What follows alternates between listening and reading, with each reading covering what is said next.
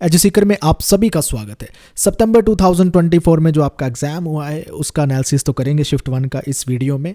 और सबसे पहले हम देखते हैं कि पॉलिटिकल साइंस के नेट जेआरएफ के एग्जाम में कौन कौन से ट्रेंड अभी तक चलते आ रहे हैं।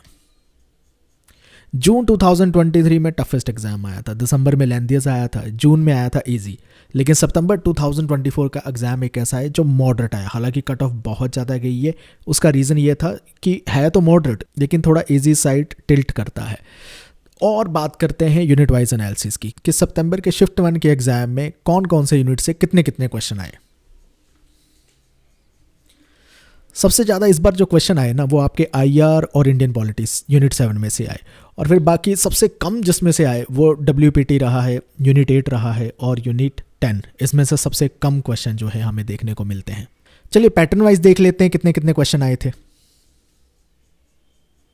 सबसे ज़्यादा क्वेश्चन जो आए ना वो डायरेक्ट आपके आए थे, यानी एक स्टेटमेंट दे दी बस उसके बेसिस पे 4 ऑप्शन दे दी, डायरेक्ट क्वेश्चन। मल्टीपल स्टेटमेंट वाले 32 क्वेश्चन आए थे। इसलिए ये डायरेक्ट और मल्टीपल आप देख रहे हैं ना, रेशियो एक जैसी, ये मॉडरेट बन जाता है। हम इजी भी नहीं कह सकते, लेंथियस भी नहीं कह सकते। और सबसे कम क्वेश्चन या बिल्कुल ही जीरो क्वेश्चन असर्शन, रीजन और स्टेटमेंट 1, 2 वाले क्वेश्चन, इनको तो एनटीए भूल गया। पिछली बार भी जीरो थे जब जून का एग्जाम हुआ, अब भी जीरो है। इसके साथ मोस्ट इंपॉर्टेंट इन्फो ये है कि ट्रेंड वाइज हम एनालिसिस करेंगे क्वेश्चन का, कि हम देखेंगे कि सिलेबस में से कितने आ रहे थे, आउटसाइड सिलेबस से कितने आ रहे थे, पहली बार सिलेबस में से कौन से नए नए थिंकर उठाए गए, पीवाईक्यू कितने आए, करंट अफेयर से कितने आए। चलिए ट्रेंड वाइज भी देख लेते हैं कितने कितने क्वेश्चन आए थे। 100 क्वेश्चन होते हैं आपके। डायरेक्ट सिलेबस में से जो आए थे वो थे 76 क्वेश्चन। नए थिंकर और नए कंसेप्ट के सिर्फ 4 क्वेश्चन आए थे।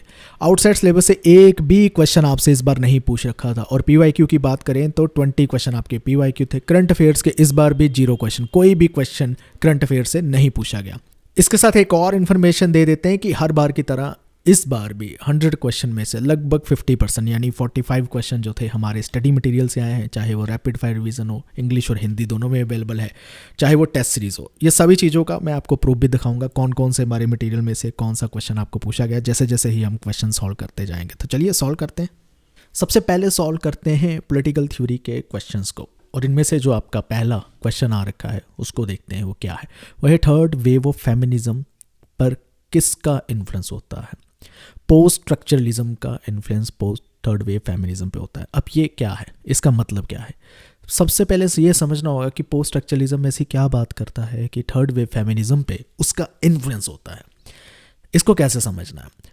पोस्ट स्ट्रक्चरलिज्म कैसी बातें करता है पहले तो वो देख लो। वो बाइनरी ऑपोजिशन को डीकंस्ट्रक्ट करने की कोशिश करता है। वो बताता है कि हमारी जो सोसाइटी है, हमारी जो रियलिटी है, वो लैंग्वेज ने शेप कर रखी है कि हम किस चीज़ों को बोलते कैसे हैं, देखते कैसे हैं, उससे पता चलता है। एग्जाम्पल के तौर पे अगर समझाना चाहूँ तो ये फ्लूइडिटी ऑफ जेंडर आइडेंटिटी एक थर्ड वेव फेमिनिज्म का कॉन्सेप्ट था कि जेंडर आइडेंटिटी मेल फीमेल ये डाइकॉटमी में एग्जिस्ट नहीं करती है। ऐसे नहीं है कि सारी मेल वाली क्वालिटीज़ मेल में पाई जाएगी और फीमेल वाली क्वालिटी सिर्फ फीमेल में पाई जाएगी। ये फ्लूइड होती है। मेल में कुछ फीमेल भी पाई जा सकती है क्वालिटीज़ और फीमेल में मेल वाली क्वालिटीज़ भी पाई जा सकती है। तो इस तरह से पोस्ट स्ट्रक्चरलिज्म का इन्फ्लुएंस पड़ता है कि ये डाइकॉटमी में हम जैसे चीज़ें देखते हैं, state versus individualism, democracy versus authoritarianism, तो ये इस तरह डाइकॉटमी में इतने एक्सट्रीम पे एग्जिस्ट नहीं करते हैं। दोनों में एक स्पेक्ट्रम होता है, एक क्वालिटी एग्जिस्ट कर सकती है, एक दूसरे की ओवरलैप भी कर सकती है। पोस्ट स्ट्रक्चरलिज्म का यही इन्फ्लुएंस हमें थर्ड वेव फेमिनिज्म पे दिखाई देता है। बढ़ते हैं अगले क्वेश्चन की ओर। अगले क्वेश्चन में पूछ रखा है डेलिब्रेटिव डेमोक्रेसी के कुछ फीचर्स दिए हैं और आपने बताना है इनमें से कौन कौन से वो ठीक है। इसका राइट आंसर है option number 3, A, C, D ठीक है, बाकी के 2 ठीक नहीं है।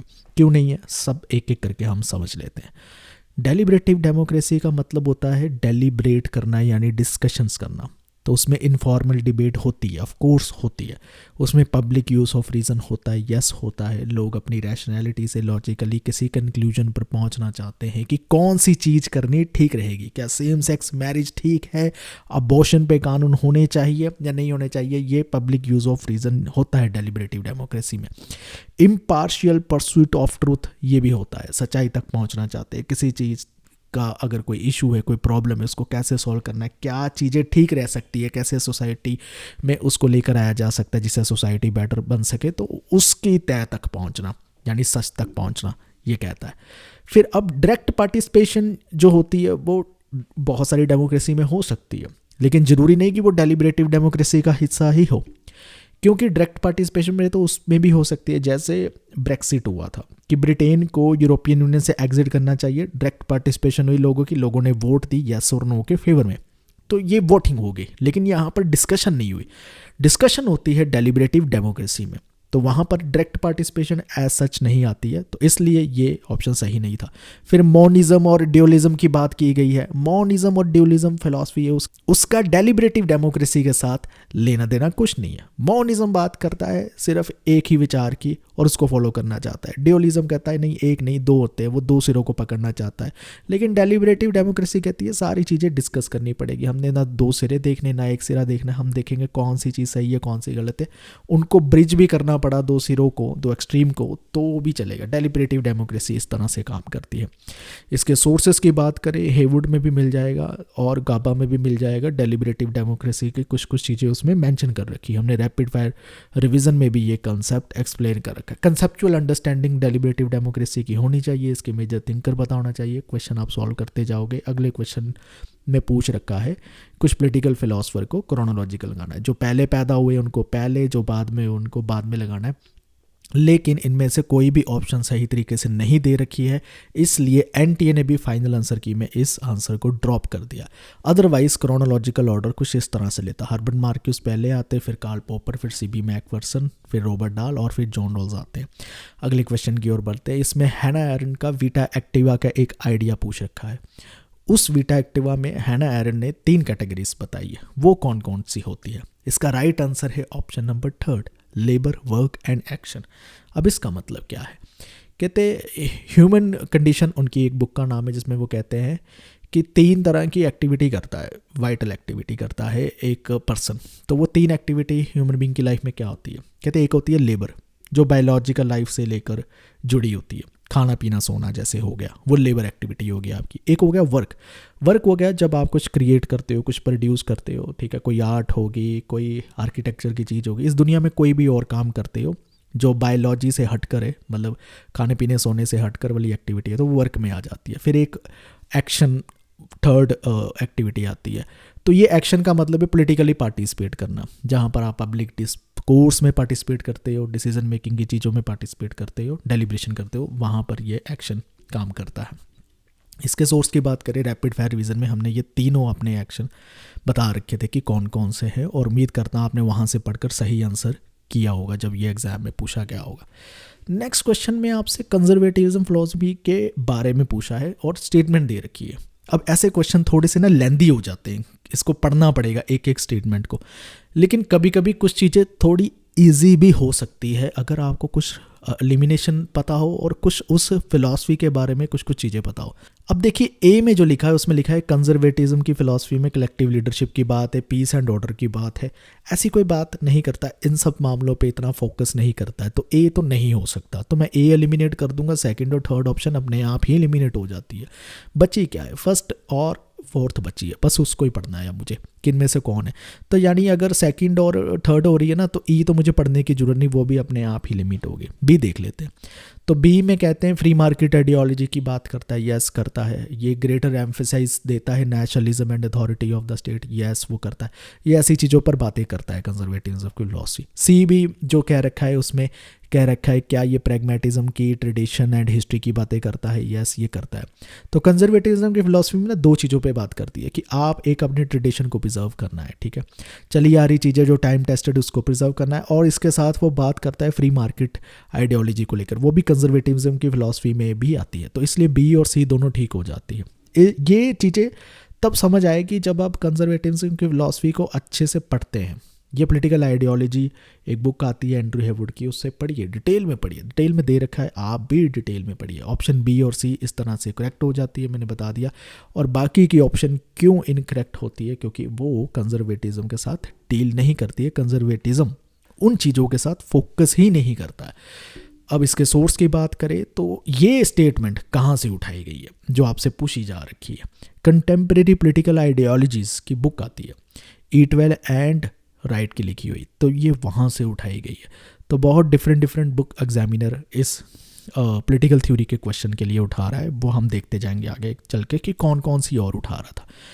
अब पूछा गया है लॉ ऑफ डायलेक्ट्स की एप्लीकेशन सोशल लाइफ में कौन से प्रिंसिपल से देखने को मिलती है। आपको पता है ये कार्ल मार्क्स का कंसेप्ट है, ये हिस्टोरिकल मटेरियलिज्म से ही देखने को मिलती है, क्योंकि बाकी मटेरियलिज्म की वो बात नहीं करता, सोशल इकोनॉमिक कल्चरल ना, ये मटेरियलिज्म की वो बात करता ही नहीं है। अब हिस्टोरिकल मटेरियलिज्म में कार्ल मार्क्स अपनी थ्योरी में सिर्फ ये एक्सप्लेन करते हैं हिस्टोरिकली जब मटेरियल में एडवांसमेंट होती है, चेंजेस होते हैं, टेक्नोलॉजी में चेंजेस होते हैं, तो उसके चलते हुए सोसाइटी में पॉलिटिक्स चेंज होगी, सोशल रिलेशंस चेंज हो जाएंगे, नए सिस्टम आएंगे। ये कार्ल मार्क्स का बेसिकली थीसिस था हिस्टोरिकल मटेरियलिज्म में।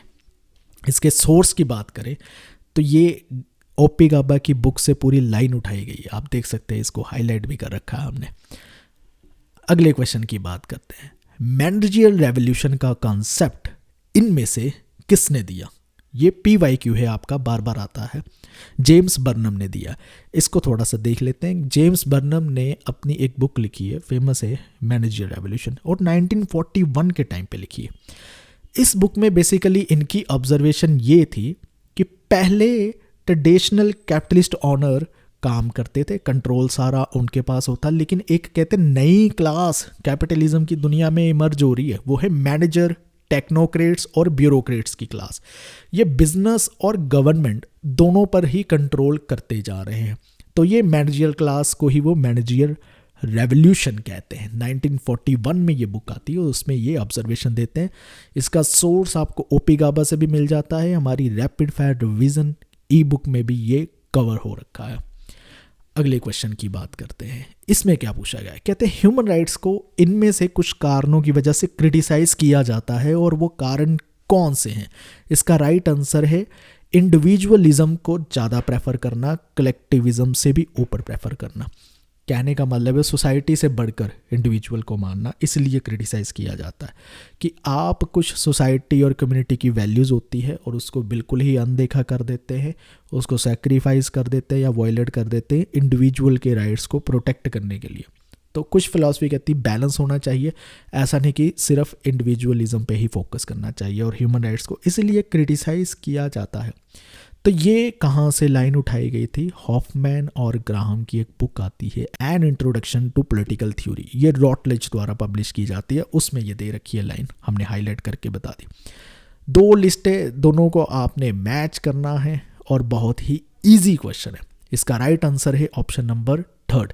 ईजी क्वेश्चन है, सिलेबस से ही आ रखा है आपका, ठीक है। आपको पता होना चाहिए कौन सी फिलॉसफी किस चीज़ के बारे में बात करती है।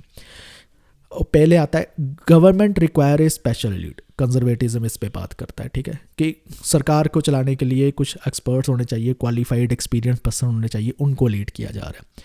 फिर आता है majority of the population are incapable of effective self government, ये लिबरलिज्म, खास करके क्लासिकल जो लिबरल थिंकर्स थे वो इसी चीज़ की बात करते थे, लिमिटेड डेमोक्रेसी होनी चाहिए, क्योंकि मेजॉरिटी ऑफ पॉपुलेशन जो है वो सरकारें नहीं चला सकती, वो इतने कैपेबल नहीं है। फिर ये आता है कि पॉलिटिकल डेमोक्रेसी में इकोनॉमिक रिलेशन को इग्नोर ही किया जाता है, ये मार्क्सिज्म कहता है। फिर फेमिनिज्म में आती है कि जेंडर डिवीजन जो सोसाइटी में हो रखी है वो डेमोक्रेटिक सिस्टम में रिफ्लेक्ट करनी चाहिए, उसमें बारे में बात करनी चाहिए, और कैसे डेमोक्रेटिक सिस्टम परपेचुएट करता है, यानी वो जेंडर डिवीज़न जो पाई जाती है मेल और फीमेल के डिफरेंस, उसको और भी ज़्यादा अगर वो एम्पलीफाई करता है, बढ़ाता है, तो वो सारी चीज़ों पे डिस्कस होनी चाहिए। तो ये कौन करता है, ये फेमिनिज्म बात करता है। इसके सोर्स की अगर हम बात करें तो understanding political ideas and movement करके एक बुक आती है, आप देख सकते हो, या वहाँ से ही सारी लाइन्स उठा रखी है, हमने हाईलाइट भी कर रखी है। मैंने बताया ना, पॉलिटिकल थ्योरी के क्वेश्चन बनाने के लिए अलग अलग सोर्सेज को, अलग अलग बुक को उठाकर क्वेश्चन बनाए गए। ऐसे नहीं हुआ, पीछे हम जब पहले सॉल्व करते थे अपने एनालिसिस वाले एग्जाम, तो हम एक ट्रेंड देखते थे कि एक बुक से ना सारे क्वेश्चन डाल दिए जाते थे, अब डिफरेंट बुक्स यूज़ की जा रही है। कॉस्मोपॉलिटियंस क्या आर्ग्यू करते हैं सिटीजनशिप को लेकर, वो किस चीज़ की बात करते हैं, वो किस चीज़ की बात करते हैं, राइट आंसर है वर्ल्ड एज ए होल की बात करते हैं, संपूर्ण विश्व की बात करते हैं। इसका मतलब क्या है, क्योंकि आपको पता होगा कॉस्मोपॉलिटन किस चीज़ की बात करते हैं, वर्ल्ड सिटीजनशिप की बात करते हैं, नेशनल बाउंड्री से पार जाकर कहते हैं वर्ल्ड सिटीजनशिप या ग्लोबल सिटीजनशिप का आइडिया होना चाहिए। आपको अपनी जिम्मेदारियां लोकल लेवल से और नेशनल बाउंड्री से ऊपर उठकर भी देखनी चाहिए एज ए ह्यूमन। तो इसलिए वो ग्लोबल जस्टिस की बात करते हैं, यूनिवर्सल ह्यूमन राइट्स की बात करते हैं, इंटरनेशनल कोऑपरेशन की बात करते हैं। इसलिए उनका जो आइडिया है कॉस्मोपॉलिटनिज्म का वो है वर्ल्ड एज ए होल। इसके सोर्स की अगर बात करें तो an introduction to political theory, ये पिछली जो बुक हम बात करके आए हैं हॉफमैन एंड ग्राहम की, वहाँ से ही ये आइडिया उठा रखा है। अगला क्वेश्चन आपके लिए हाजिर है स्क्रीन पर, आप देख सकते हैं 2 लिस्ट दे रखी है और इनको मैच करना है कि कौन सा थिंकर किस आइडियोलॉजी के साथ जाता है। इसका राइट आंसर है ऑप्शन नंबर 4। इसको एक बार देख लेते हैं, ये भी एक ईजी क्वेश्चन था, इसमें नंबर नहीं जाने चाहिए। सोशलिज्म के साथ एसोसिएटेड है थॉमस पिकेटी, फेमिनिज्म के साथ बेल हुक्स, इकोलॉजिज्म के साथ E.F. शूमेचर और मल्टीकल्चरलिज्म के साथ चार्ल्स टेलर आते हैं। इसके भी अगर सोर्स की बात करें तो रैपिड फायर रिवीजन में ये सभी कवर हो रखे थे, वहाँ से आपको अच्छे से आंसर मिल जाता और आप इसमें से 2 खाना खाते, नंबर लेकर आते। अगले क्वेश्चन की ओर बात करते तो ये कंसेप्ट पूछ रखा है कि इंटेलेक्चुअल्स हैं वो काम कर रहे हैं किसके, वो जो डोमिनेंट ग्रुप है, डोमिनेंट क्लास है, उसके एज ए डिप्टी काम करते हैं। वो जो उनकी हेजेमनी है डोमिनेंट ग्रुप की, उसको ही फर्दर प्रोपोगेट करते हैं और एक्सरसाइज करते हैं। और इस हिसाब से आपके सामने ये ऑप्शन रहे हैं और आपने आंसर बताना था। इसका राइट आंसर है ग्रामशी, क्योंकि हेजेमनी का आइडिया ही उन्होंने दिया, वहाँ से पढ़कर ही हमें समझ आ जाता है कि उन्होंने ही बात की है। माओ हेजेमनी की बात करते हैं नहीं, कार्ल मार्क्स करते हैं नहीं, फ्रांस फानों ने कभी की है नहीं, हेजेमनी की बात ये तीनों ही नहीं करते, ग्रामशी करते हैं। इसलिए ऑप्शन ऐसे दे रखे थे, ईजी बन जाता है ऑप्शंस की बेसिस पे भी। तो वह बात करते हैं, जैसे मैंने समझाया कि डोमिनेंट ग्रुप के वो डिप्टी की तरह काम करते हैं इंटेलेक्चुअल्स। क्यों काम करते हैं? क्योंकि वो उनकी ही हेजेमनी को, उनके ही आइडियाज़ को, उनकी ही वैल्यूज़ को सोसाइटी में प्रोपोगेट करते हैं, प्रमोट करते हैं। तो ये जो इंटेलेक्चुअल को एंटोनियो ग्रामशी सही नहीं मानते थे। नेक्स्ट इसके सोर्स की बात करते हैं तो ये एक चौधरी के की बुक है, intellectuals and society A study of teachers in India, वहाँ से ये लाइन उठाई गई है। पूरी की पूरी लाइन आप देख सकते हो वहाँ से उठाई गई है। रैपिड फायर रिवीजन में भी हमने हेजेमनी के आइडिया को एक्सप्लेन कर रखा है कि ये ग्रामशी ने दे रखा है। चलिए अब सॉल्व करते हैं वेस्टर्न पॉलिटिकल थॉट के क्वेश्चंस को। इसमें सबसे पहले आपसे पूछ रखा है मैकियावेली को लेकर कुछ आइडियाज़ दे रखे हैं और बताना है कौन से उनके आइडिया के साथ मैच करते हैं। इसका राइट आंसर है ऑप्शन नंबर 2, A-D-E मैच करते हैं। C मैच करेगा? लिबर्टी को क्रिटिसाइज करते हैं मैकियावेली? कब करते हैं? नहीं करते हैं भाई। और इसके साथ एक चीज़ और है, B देखिए, क्लासिकल फिलोसफिकल आइडियाज़ का क्रिटिसिज्म करते हैं मैकियावेली। सुना है कभी करते हुए? उन्हें नहीं सुना ना, तो इसलिए ये गलत थे। देख लेते हैं एक बार। पॉलिटिकल रजीम की क्लासिफिकेशन करते हैं? यस करते हैं। उनकी स्ट्रेंथ के बेसिस पे, स्ट्रक्चर के बेसिस पे, गवर्नेंस के बेसिस पे करते हैं वो। रिपब्लिकनिज्म पर फोकस करते हैं? Yes, Republican form of government Machiavelli के लिए बेस्ट फॉर्म ऑफ गवर्नमेंट है, वो करते हैं फोकस। पावर का एनालिसिस करते हैं? क्यों नहीं करते? वो करते हैं कि कैसे एक्वायर की जाए, मेंटेन की जाए और एक्सरसाइज की जाए। इस पर उन्होंने बहुत सारी बातें कह रखी हैं। इससे अगर सोर्स की बात करें तो आपको ये चौधरी की एक बुक आती है, वहाँ से भी मिल जाता है। रैपिड फायर रिवीजन में भी हमने मैकियावेली के आइडियाज़ को कुछ ना कुछ कवर कर ही रखा है। ये 2 लिस्ट दी गई है, इनको आपने मैच करना है, यानी एक में कोट है और किसके किसके कोट है ये मैच करना है। इसका राइट आंसर है ऑप्शन नंबर 2। एक बार देख लेते हैं इन सभी कोट को। एक है the will is free when its ends are its own, so that is it is self determining, ये हेगल का कोट है। It is the consent and not the need which makes the government legitimate, consent होना जरूरी है भाई, John Locke कहते हैं। Virtue जो है वो इनडिस्पेंसिबल है सिटीजन और स्टेट को लेके, ये मैकियावेली का आइडिया है। मैन नेचुरली गुड है मोरल सेंस में, ये जे रूसो का आइडिया है। और इसके सोर्स की अगर बात करें तो डिफरेंट सोर्सेज में आपको मिल जाता, जे स्टोर में भी मिल जाता। मुखर्जी और रामास्वामी की जो टेक्स्ट बुक है उनमें से भी कुछ आइडियाज़ आपको मिल जाते। आपको अब ये कुछ राइटिंग्स दे रखी है और आपने बताना है इनको क्रोनोलॉजिकल ऑर्डर में लगाकर। इसका राइट आंसर है ऑप्शन नंबर 3। एक बार देख लेते हैं कौन सी कब कब राइटिंग आती है। सोशल कॉन्ट्रैक्ट जे रूसो की 1762 में आती है। Vindication of the right of women Mary Wollstonecraft की 1792 में आती है। Elements of the philosophy of right 1820 में आती है हेगल की।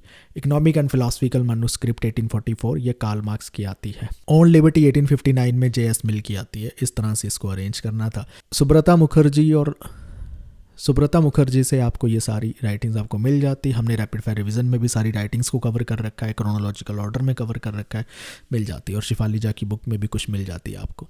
2 लिस्ट है, इनको आपने मैच करना है। इसका राइट आंसर है ऑप्शन नंबर 4। एक बार देख लेते हैं क्या है। ए जो मैच होती है अरिस्टोटल की स्टेटमेंट है कि वही राज करेंगे जो पॉलिटिक्स के बारे में जानते हैं, यस अरिस्टोटल कहते हैं। बी कह रखा है अगर फ्रीडम को अचीव करना है एक्सप्लॉइटेशन और ऑपरेशन को ख़त्म करना होगा, कार्ल मार्क्स कहते हैं। बी का 4th बिल्कुल ठीक है। Principle of equal basic liberties ये किसने दे रखा है, ये जॉन रोल्स का आइडियाज़ है। Freedom rights and citizenship of women as well as of women man की कौन बात करता है, मैरी वॉलस्टोनक्राफ्ट बात करते हैं, इसलिए D1 के साथ एसोसिएट होता है। बाकी की एक्सप्लेनेशन जो PDF डिस्क्रिप्शन में मिलेगी आप वहाँ से पढ़ सकते हैं। इसके सोर्स की अगर बात करें रैपिड फायर रिवीजन की बुक में भी आपको मिल जाती है सारी चीज़ें, और ये आप देख सकते हैं स्क्रीनशॉट उनके ई-बुक के। अगले क्वेश्चन की ओर चलते हैं। ये आपसे पूछ रखा है जॉन रॉल्स की राइटिंग को क्रोनोलॉजिकल ऑर्डर में लगाना है। वेस्टर्न पॉलिटिकल थॉट में बेसिकली कोर्ट ऑफ राइटिंग्स इस बार पूछी गई है, ज़्यादा डेप्थ में जाया नहीं गया। इसका सेकंड आंसर सही है, एक बार देख लेते हैं। जस्टिस एज फेयरनेस 1950 में आती है, थ्योरी ऑफ जस्टिस 1971 में, पॉलिटिकल लिबरलिज्म 1993 में, फिर लॉ ऑफ पीपल आती है 1999 में। इसके सोर्स की बात करें रैपिड फायर रिवीजन की बुक में भी आपको ये सोर्स में मिल जाता। चलिए अब सॉल्व करते हैं इंडियन पॉलिटिकल थॉट के क्वेश्चंस को। और इसमें जो आपके पहला क्वेश्चन पूछ रखा है वो है अंबेडकर के बारे में, कि अंबेडकर को लेकर इनमें से कौन से फैक्ट सही है वो आपने बताना है। उसी हिसाब से आपने आंसर जो है चूज़ करना है। इनमें से एक फैक्ट जो गलत दे रखा है वो इंडिया के पहले अटॉर्नी जनरल ऑफ इंडिया नहीं थे, सी को एलिमिनेट कर दें आप, और बाद में एक ही ऑप्शन आपके पास बचती है विच इज़ सेकंड, तो सेकंड ऑप्शन इज़ राइट। बाकी सारी चीज़ें उन्होंने ठीक दे रखी है कि अंबेडकर डिफाइंड सोशल जस्टिस कैसे करते थे, इक्वल अपॉर्चुनिटी टू ऑल करते थे, ज्योतिबा फुले उनके आइडियल थे, यस थे। इलेक्शन उन्होंने कभी लड़े, यस लड़े थे। PhD थी उनके पास, इकोनॉमिक्स की थी, इवन पॉलिटिकल साइंस की भी उनके पास PhD थी। इसके सोर्सेज की बात करें हिमांशु राव की बुक में भी आपको मिल जाता, और हमारी इंडिया पॉलिटिकल थॉट की बुक आती है जो सीकर की ई-बुक, तो उसमें भी ये सारी चीज़ें मेंशन कर रखी है। नेक्स्ट क्वेश्चन आपसे पूछ रखा है टोटल रेवोल्यूशन का कॉन्सेप्ट किसने दिया है। ये PYQ है, आपको पता होना चाहिए कि ये कॉन्सेप्ट दे रखा है JP नारायण ने। टोटल रेवोल्यूशन में, वो रेवोल्यूशन में टोटल वर्ड क्यों लिखते हैं, वो चाहते हैं कि इंडिया का कंप्लीट ट्रांसफॉर्मेशन होना चाहिए सोसाइटी लेवल पर, पॉलिटिकल लेवल पर और इकॉनमी लेवल पर। तो इसलिए पॉलिटिक्स लेवल पर, सोसाइटी लेवल और इकॉनमी लेवल पर क्या क्या चेंजेस होने चाहिए, एजुकेशन कैसी होनी चाहिए, सारी चीज़ों की वो डिस्कशन करते हैं। वही आइडिया टोटल रेवोल्यूशन का है। JP नारायण की वीडियो चैनल पर पढ़िए आप डिटेल में, टोटल रेवोल्यूशन वहाँ से पढ़ सकते हैं, मैंने पढ़ा रखा है। तो ये विद्या चक्रवर्ती की बुक से भी आपको ये आइडिया मिल जाता, और हमारी इंडियन पॉलिटिकल थॉट है जो सीकर की जो ई-बुक है उसमें भी आपको ये आइडिया मिल जाता। बढ़ते हैं अगले क्वेश्चन की ओर। अगले क्वेश्चन में आपको 2 लिस्ट दे रखी है और बताना है कौन सा किसके साथ मैच कर रहा है। इसका राइट आंसर है ऑप्शन नंबर 1। चलिए एक बार इसको भी देख लेते हैं कि ये कैसे मैचिंग होती है। वेद व्यास जो है महाभारत के ऑथर है, कौटिल्य जिसे चाणक्य कहते हैं, उन्होंने आइडिया दिया सप्तांग का, सप्तांग थ्योरी दे रखी है। सप्तांग मतलब है 7 एलिमेंट्स ऑफ स्टेट। एक स्टेट बनाने के लिए 7 एलिमेंट्स होने चाहिए। पहला स्वामी आता है, दूसरा अमत्य, तीसरा जनपद, चौथा उसमें दुर्ग आता है, और फिर 5वां कोस आता है, दंड आता है, फिर 6वां और 7वां आता है शस्त्र, जिसे हम आर्मी और मिलिट्री भी कह सकते हैं। और राजा राम मोहन राय क्या थे, इंडियन रेनेसां के अर्ली रिफॉर्मर थे, ठीक है। गोपाल कृष्ण गोखले कौन है, महात्मा गांधी के मेंटर रहे हैं, पॉलिटिकल गुरु रहे हैं। तो इस तरह से मैच द फॉलोइंग कंप्लीट होते हैं। इंडियन पॉलिटिकल थॉट ओपी गाबा की बुक आती है, उसमें भी थोड़ी चीज़ें आपको कुछ फैक्ट मिल जाएंगे, और इसके साथ हमारी इंडियन पॉलिटिकल थॉट की जो ये बुक आती है उसमें भी ये सारे फैक्ट्स आपको मिल जाएंगे। बढ़ते हैं अगले क्वेश्चन की ओर। अगले क्वेश्चन में आपसे पूछ रखा है इंडियन नेशनल मूवमेंट में जो एक्सट्रीमिस्ट की बात की जाती थी उनमें से आपको नाम दिए गए और वो एक्सट्रीमिस्ट आपने बताने कौन है। तो लाल बाल पाल एक फेमस नेम है, तो पहले ABC ही उसमें आ जाते हैं। तो यही बेसिकली 3 नाम पॉपुलर थे। एक्सट्रीमिस्ट, क्योंकि एक्सट्रीमिस्ट और मॉडरेट्स थे। एक्सट्रीमिस्ट थोड़ा अग्रेसिव वे में ब्रिटिशर के अगेंस्ट काम कर रहे थे, और मॉडरेट्स जो थे वो प्रेयर करते थे, इतना असर्टिव उनका नेचर नहीं था, इतना रेडिकल नहीं थे। तो बाल गंगाधर तिलक, जिसको लोकमान्य तिलक के नाम से भी जाना जाता है, Swaraj is my birth right famous उनका कोट है। लाला लाजपत राय लॉयन ऑफ पंजाब, शेर पंजाब का खिताब इन्हें हासिल है। बिपिन चंद्र पॉल का नाम आता है। वो सेल्फ रिलायंस की बात करते हैं, ब्रिटिशर के अगेंस्ट कैसे जाना है, कौन से मेथड्स अडॉप्ट करने चाहिए, वो सारी चीज़ों की बात करते हैं। एक्सट्रीमिस्ट कहलाते हैं ये तीनों, लाल बाल पाल।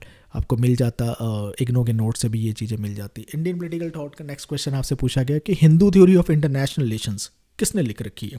ये पहली बार नया क्वेश्चन आया है, पहले कभी नहीं देखा।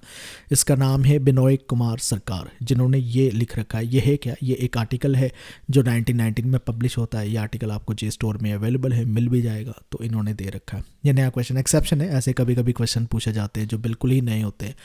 ऑल इंडिया हरिजन संघ किसने फाउंड किया, ये पता ही है आपको, बहुत ही ईजी क्वेश्चन है। इसको महात्मा गांधी ने फाउंड किया था। हरिजन किसके लिए ये फाउंड किया था, ये बेसिकली जो दलित डिस्क्रिमिनेशन फेस कर रहे थे उनकी अपलिफ्टमेंट के लिए इसको इन्होंने फाउंड किया था। 1932 में फाउंड किया जाता है, ताकि ये इक्वालिटी की बात करते हैं इसमें, ठीक है, दलित की लाइफ कैसे इंप्रूव हो सके, एजुकेशन से, एम्प्लॉयमेंट से, इक्वल ट्रीटमेंट से, ऐसी बातें गांधी जी ने की थी ये सभा के ज़रिए। तो बिंदु चक्रवर्ती में भी आपको ये आइडिया मिल जाता। और ये अगले क्वेश्चन की ओर हम बढ़ते हैं। नेक्स्ट क्वेश्चन में आपसे पूछा गया है human life into a divine life in a divine body, ऐसी एवोल्यूशन की बात कौन करता है इनमें से? आपको पता होना चाहिए कि कौन कर सकता है। औरोबिंदो घोष ही करेंगे ऐसी बातें, क्योंकि वही divine life, divine body, divine चीज़ों की बात करते हैं। क्योंकि नेशनलिज्म का कॉन्सेप्ट स्पिरिचुअलिज्म के साथ अगर समझना है तो औरोबिंदो घोष को पढ़ा जाता है, वो इन्हीं सब चीज़ों की बात करते हैं। तो वो कहते हैं ह्यूमन बींग्स की एक हायर सेल्फ भी होती है, जिसे वो डिवाइन स्टेट करती है, जिसमें पीस है, जॉय है, एक स्पिरिचुअल अवेयरनेस पाई जाती है। ऐसी स्टेट को वो कहते हैं डिवाइन स्टेट। तो ये कहते हैं स्पिरिचुअल एवोल्यूशन सबकी हो सकती है। ह्यूमैनिटी इज़ कैपेबल कि वो अपने आप को एलिवेट कर सकते हैं, अपनी जो लिमिटेशन से ऊपर उठ सकते हैं। करंटली वो लिमिटेशन की लाइफ जी रहे हैं, जैसे ही वो ऊपर उठेंगे हायर स्टेट में जाएंगे, जिसे वो डिवाइन स्टेट करते हैं, जिसमें लव, कंपैशन, ट्रूथ और विजडम से वो भरे होंगे। तो ये स्टेट को वो चाहते हैं कि ट्रांसफॉर्म होना चाहिए हर ह्यूमन को। और कहते हैं हमारी लाइफ बनी इसीलिए है, और हमारे साथ लाइफ में इवेंट्स और कुछ भी होता है वो इसी वजह से होता है, ताकि हम जो है अपनी करंट स्टेट से ऊपर उठकर डिवाइन स्टेट की तरफ जा सके। इसके सोर्स की अगर हम बात करें तो ये आपको आर्टिकल मिल भी जाएगा savitri.in करके वेबसाइट से, और वहाँ से आप ये पढ़ भी सकते हैं। इंडियन पॉलिटिकल थॉट में नेक्स्ट क्वेश्चन पूछा गया है कि अभिनव भारत नाम की सोसाइटी, जो एक रेवोल्यूशनरी सोसाइटी थी, सीक्रेट सोसाइटी, किसने इस्टेब्लिश की थी, किसने क्रिएट की, वीडी सावरकर ने की थी। तो ये PYQ है, पहले भी पूछा जा चुका है ऐसा क्वेश्चन। कब की है? 1904 में करते हैं वीडी सावरकर अपने भाई गणेश दामोदर सावरकर के साथ मिलकर। इसका मेन पर्पस क्या था? ब्रिटिश रूल के अगेंस्ट लड़ना और लोगों में जो है देशभक्ति की भावना भरना। तो ये सीक्रेटली ऑपरेट करते होते थे। जो यंग इंडियंस थे, जो ठीक है यूथ थे, उनको लेकर चलते थे, उनको ट्रेनिंग करते थे, उनको सिखाते थे, और बहुत सारी नॉलेज की चीज़ें भी इसी सोसाइटी में वो बताते थे। इसके सोर्स की बात करें, हिमांशु राय में भी मिल जाता है, और रैपिड फायर रिवीजन में भी वीडी सावरकर को हमने कवर किया शॉर्ट में, और उसमें भी सारी चीज़ें आपको कवर में मिल जाती। अगले क्वेश्चन में पूछा गया है इंटेग्रल ह्यूमनिज्म का कंसेप्ट किसने डेवलप किया। ये भी PYQ है, इजी है, इसको गलत करके नहीं आना चाहिए था। इसका राइट आंसर है पंडित दीनदयाल उपाध्याय का ये कॉन्सेप्ट है। अब इंटेग्रल ह्यूमनिज्म क्या मतलब होता है? 1960s में इन्होंने फिलॉसफी ये डेवलप की है। इसमें बेसिकली ये बैलेंस्ड और होलिस्टिक सोसाइटी लेकर आना चाहते हैं। इसका मतलब क्या है? इंटेग्रल ह्यूमनिज्म में वो कहते हैं कि हमें इंडिविजुअल पे भी फोकस करना है, हमें सोसाइटी पे भी फोकस करना है। कहते हैं ये दोनों आपस में कनेक्टेड है, हमें दोनों की ग्रोथ मायने रखती है। हमने इंडिविजुअल और सोसाइटी दोनों को ग्रो कराना है। ऐसे नहीं कि इंडिविजुअलिज्म पे ज़्यादा फोकस कर दिया जैसे लिबरलिज्म करता है, या सोसाइटी पे ज़्यादा फोकस कर दिया जैसे कम्युनिज्म करता है। कहते हैं एक बैलेंस अप्रोच चाहिए। तो ये कहते हैं हमें अपने सारे एस्पेक्ट पे फॉलो करना होगा। हमें बॉडी, माइंड, इंटेलेक्ट और सोल, इन चारों एस्पेक्ट पे काम करना होगा। इनमें से कोई भी एस्पेक्ट को हम जो है इग्नोर नहीं कर सकते। तो ये सारी चीज़ें साथ में जोड़ने को ही इंटेग्रल ह्यूमनिज्म कहते हैं। तो ठीक है, पर्सन की ग्रोथ कहते हैं ऐसी होनी चाहिए कि वो सोसाइटी में कंट्रीब्यूट कर सके, और सोसाइटी की ग्रोथ इस तरह से होनी चाहिए कि इंडिविजुअल की ग्रोथ भी उसमें साथ साथ होती रहे। तो इस तरह की ये बातें करते हैं। स्पिरिचुअल और मटेरियलिटी को कैसे जोड़ना है, तो इंटेग्रल ह्यूमनिज्म यही सारी चीज़ों को बात करता है। यानी वेस्ट और ईस्ट की फिलॉसफी को साथ लेकर चलने की बात दीनदयाल उपाध्याय ने कही है।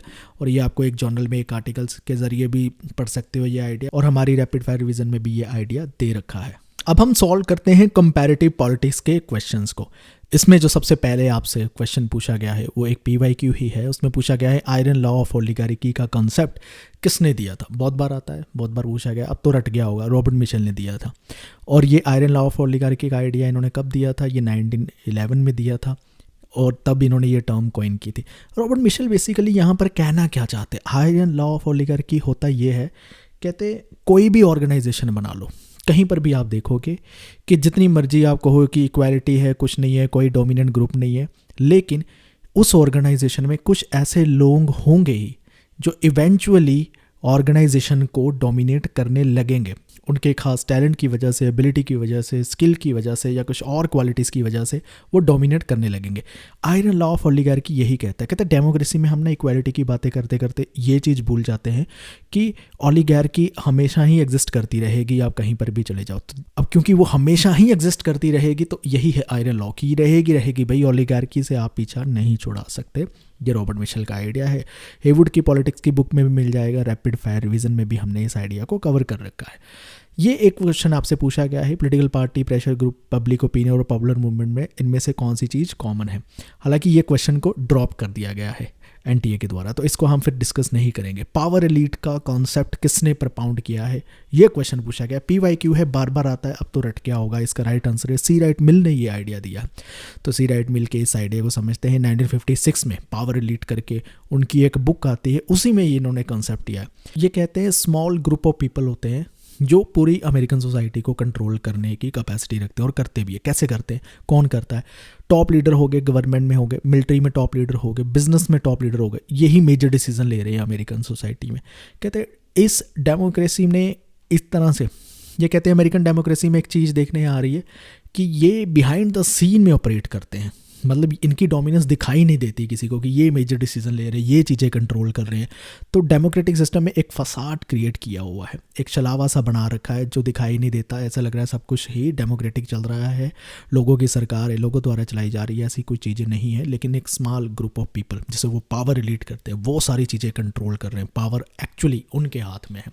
यही कंसेप्ट सी राइट मिल का है और आपको मिल जाएगा हेवुड की पॉलिटिक्स की बुक में और एजुसीकर की यानी हमारी रैपिड फायर रिवीजन की ई बुक में भी इस आइडिया को हमने बता रखा है। सिस्टम थ्योरी फोकस करती है कौन सी स्टडी पर, किस चीज़ की बात करती है? इसका राइट आंसर है कोऑपरेटिव और कोलैबोरेटिव सिस्टम की बात करती है। ये कोऑपरेटिव कोलैबोरेटिव सिस्टम क्या है, इसके मतलब क्या है, क्या मायने हैं? देखो, सिस्टम थ्योरी कहती है ऑर्गेनाइजेशन में इंडिविजुअल्स होते हैं, कई सारे इंडिविजुअल्स होते हैं और वो काम करते हैं एक साथ किसी कॉमन गोल्स को अचीव करने के लिए, क्योंकि वो ऑर्गेनाइजेशन किसी पर्पस के लिए बनाई गई है, उसका कोई कॉमन गोल है, कॉमन टास्क, तो वो करते हैं जब साथ में मिलकर, तो इस तरह से करते हैं। और कहते हैं ऑर्गेनाइजेशन में बहुत सारे डिफरेंट पार्ट्स होते हैं, डिफरेंट डिपार्टमेंट्स जैसे होते हैं, डिफरेंट पार्ट्स होते हैं, तो इतने इंटरकनेक्टेड, इतने इंटरडिपेंडेंट होते हैं कि साथ मिलकर काम करेंगे तभी ऑर्गेनाइजेशन की ओवरऑल फंक्शनिंग चलती रहेगी।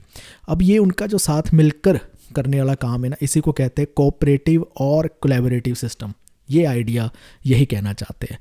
नेक्स्ट क्वेश्चन आपसे पूछा गया है कि इनमें से कॉन्स्टिट्यूशनलिज्म के बारे में कौन सी सही स्टेटमेंट नहीं है। इसका राइट आंसर है option number 1, totalitarian government constitutionalism के साथ नहीं मैच करती है। टोटलिटेरियन गवर्नमेंट को समझते उससे पहले समझते हैं कि कॉन्स्टिट्यूशनलिज्म का मायने क्या है। ये एक पॉलिटिकल फिलॉसफी है जो रूल ऑफ लॉ की बात करता है, लिमिटेड गवर्नमेंट की बात करता है, ये इंडिविजुअल को राइट्स मिलने चाहिए, कॉन्स्टिट्यूशन के द्वारा प्रोटेक्ट होने चाहिए, उसकी बात करता है। कॉन्स्टिट्यूशनलिज्म की यही बेसिक फिलॉसफी है।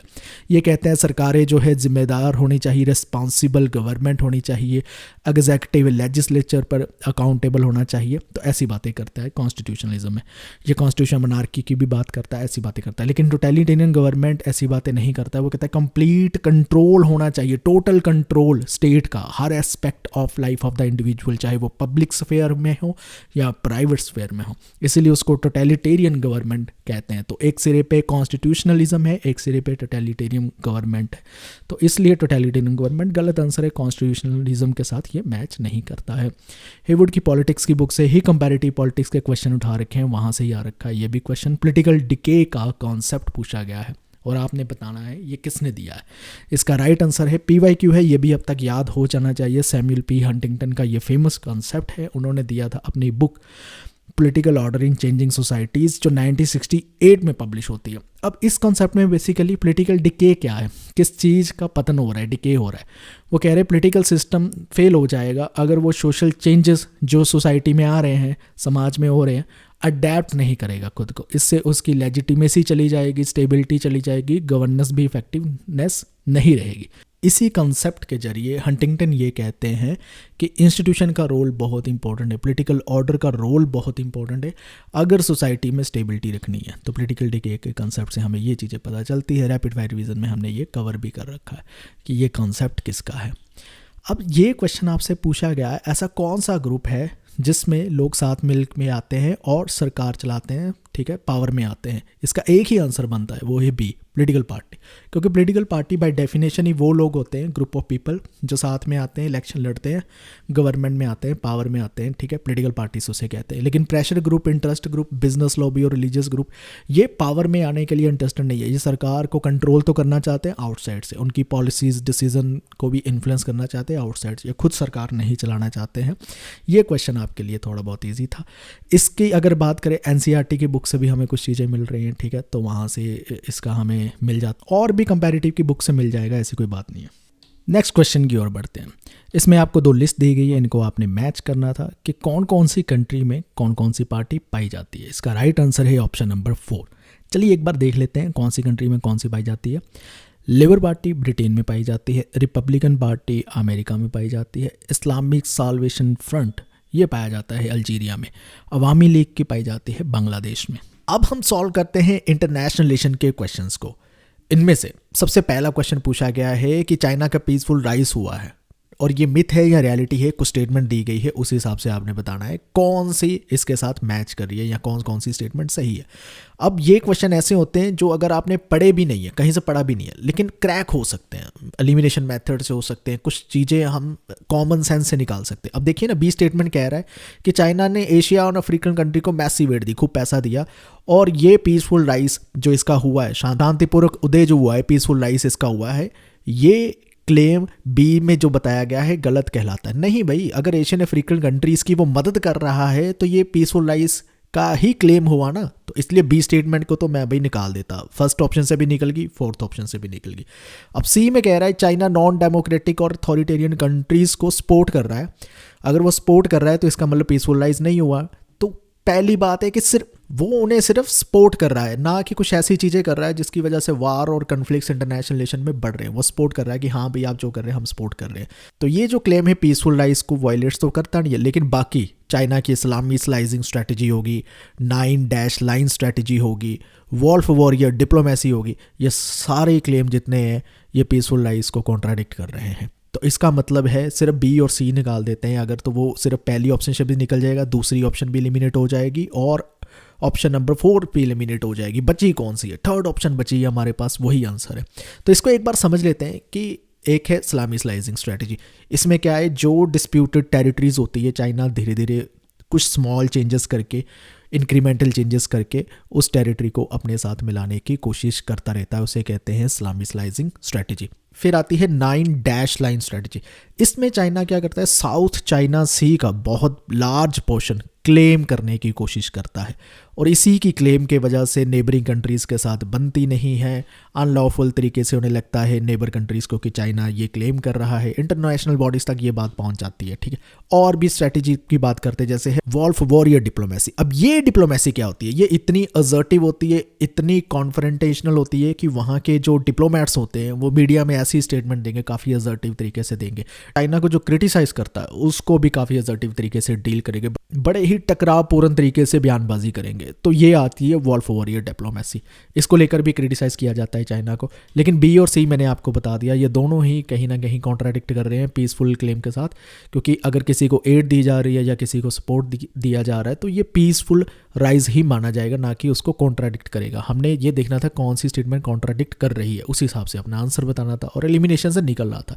इसके सोर्स से बात करें तो चक्रवर्ती और जैन की एक बुक आती है, उसमें ये सारे उनके जो टैक्टिक्स है चाइना की स्ट्रेटजी के वो बता रखे हैं उन्होंने। कुछ बुक्स ऐसी आती है जो हमने कभी देखी नहीं होती, पढ़ी नहीं होती, लेकिन उससे क्वेश्चन बन रहे हैं। जरूरी नहीं कि हेवुड से हमेशा क्वेश्चन बनेगा या बेली स्मिथ से ही बनेगा, कभी कभी हम देख रहे हैं बिल्कुल डिफरेंट बुक से भी क्वेश्चन इंटरनेशनल रिलेशन के बन जाते हैं। अब इंटरनेशनल इवेंट्स को आपने लगाना है असेंडिंग ऑर्डर में, जो सबसे पहले इवेंट हुआ वो पहले लगाना है, जो बाद में हुआ उसको बाद में लगाना है। तो इस अकॉर्डिंग सबसे पहले जो इसका आंसर बनता है वो है थर्ड, DEABC बनता है। इसको थोड़ा सा समझ लेते हैं कैसे। सबसे पहले इवेंट आता है assumption of presidency by Mikhail Gorbachev. अब ये गोर्बाचेव कब करते हैं, ये 1985 में वो प्रेसिडेंट बनते हैं सोवियत यूनियन का। फिर आती है INF ट्रीटी, ये 1997 में आती है। फिर कम्युनिज्म का ईस्ट यूरोप में डिमाइस होता है, 1989 के अराउंड होता है। जर्मनी यूनिफाइड होता है, ईस्ट और वेस्ट जर्मनी मिलते हैं, 1990 में मिलते हैं। सोवियत यूनियन डिसइंटीग्रेट होता है, 1991 में होता है।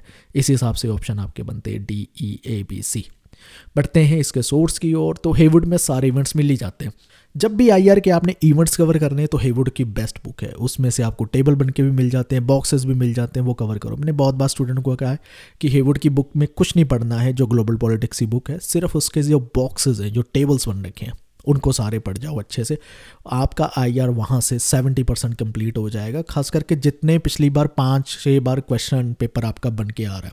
इंटरनेशनल लिबरलिज्म की इनमें से कौन कौन सी टाइप है और कौन कौन सी नहीं है वो बताना है, उसके अकॉर्डिंगली आपने आंसर चूज़ करना। ये बहुत ही इजी क्वेश्चन था, जिसने पढ़े हैं लेक्चर इंटरनेशनल लिबरलिज्म के मेरे आईआर कोर्स में वो तो जरूरी करके आता है। इसका राइट आंसर है ऑप्शन नंबर 3, ABC सही है। अब नियो लिबरलिज्म और क्लासिकल लिबरलिज्म क्यों नहीं इंटरनेशनल लिबरलिज्म की टाइप है? क्योंकि ये जनरल थ्योरी है नियो लिबरलिज्म की और क्लासिकल लिबरलिज्म की। हमने सिर्फ देखना था कि आईआर की जो है ना इंटरनेशनल लिबरलिज्म, उसमें कौन कौन सी टाइप आती है। तो उसमें आती है, ये देख लेते हैं, कॉम्प्लेक्स इंटरडिपेंडेंस आती है, रॉबर्ट क्यूहॉन और जोसेफ नाई का आइडिया है। इंस्टीट्यूशनल लिबरलिज्म आती है, फिर इसमें आती है रिपब्लिकन या जिसे कहते हैं डेमोक्रेटिक लिबरलिज्म आती है। आईआर के थ्योरीज को लेकर मैंने एक चैनल पर वीडियो भी डाल रखी है, सारी उसमें थ्योरीज एक्सप्लेन कर रखी है एक ही वीडियो में, तो वहाँ से जाकर आकर आप कवर करोगे तो ऐसे क्वेश्चन ईजिली सॉल्व कर लोगे आप। ठीक है, नियो लिबरलिज्म और क्लासिकल लिबरलिज्म एक जनरल थ्योरीज है, ये आईआर में ही जरूरी नहीं है हो, तो इसलिए ये सही नहीं था। ओके, इसके सोर्स की अगर बात करें, रैपिड फायर रिवीजन की ई बुक में भी ये सारी थ्योरीज हमारी मिल जाती है, और ग्लोबल पॉलिटिक्स जो हेवुड की बुक है उसमें भी आपको मिल जाती है। अगले क्वेश्चन की ओर बात करते हैं। ये आपने क्या करना है, इंटरनेशनल ऑर्गेनाइजेशन दे रखी है और इनको क्रोनोलॉजिकली आपने अरेंज करना है। इसका राइट आंसर है ऑप्शन नंबर 2। अब कौन सी ऑर्गेनाइजेशन कब आई थी एक बार याद कर लो, ताकि बाद में आप इसको भूलो नहीं। IMF आती है 1944 में आती है, नेटो आती है 1949 में, सार्क 1985 में, WTO जो आती है वो 1995 में आती है, गैट को सक्सीड करती है, और G20 आती है 1999 में। अब ये आपको याद रहनी चाहिए, और सारी इंटरनेशनल ऑर्गेनाइजेशन की फॉर्मेशन डेट, फाउंडिंग डेट आपको याद होनी भी चाहिए। रैपिड फायर विजन की बुक में हमने सारी ऑर्गेनाइजेशन कवर कर रखी है और उनकी डेट्स भी वहाँ पर दे रखी है, एक एक डिटेल वहाँ पर मिल जाएगी। CBDR से लेकर इनमें से कौन सी ऑप्शन जो है वो करेक्ट नहीं है? इसका राइट आंसर है ऑप्शन नंबर 3 जो है वो नहीं करेक्ट है, क्योंकि CBDR किसी भी तरह से ट्रेड कंसेशन की बात नहीं करता, लेकिन बाकी जो बातें कह रखी हैं वो सारी बात करता है। अब CBDR क्या होता है? CBDR होता है कॉमन बट डिफरेंशिएटेड रिस्पॉन्सिबिलिटी।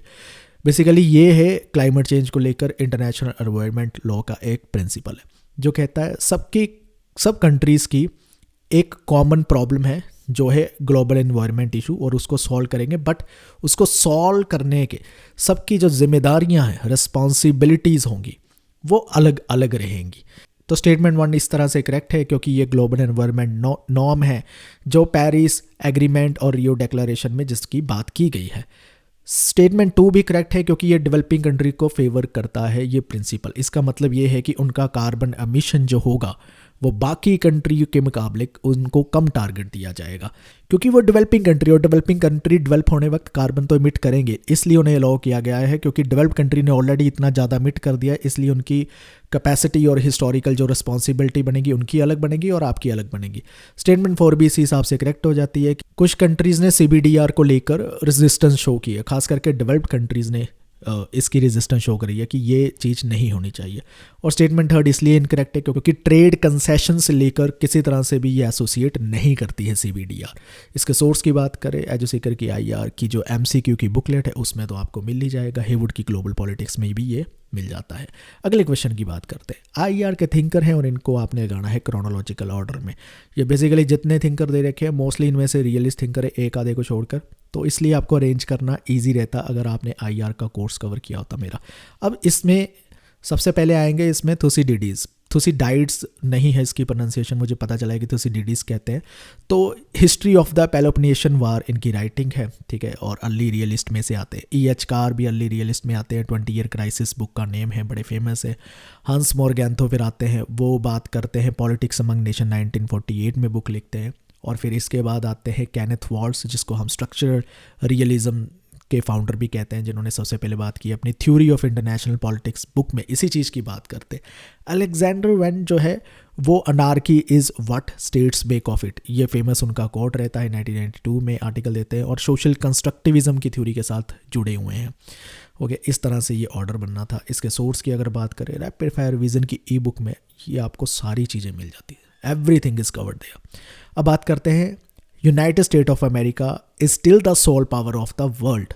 ये स्टेटमेंट के चलते हुए आपने निचली स्टेटमेंट बतानी है कौन सी इसके साथ मेल खा रही है और कौन सी कॉन्ट्राडिक्ट कर रही है।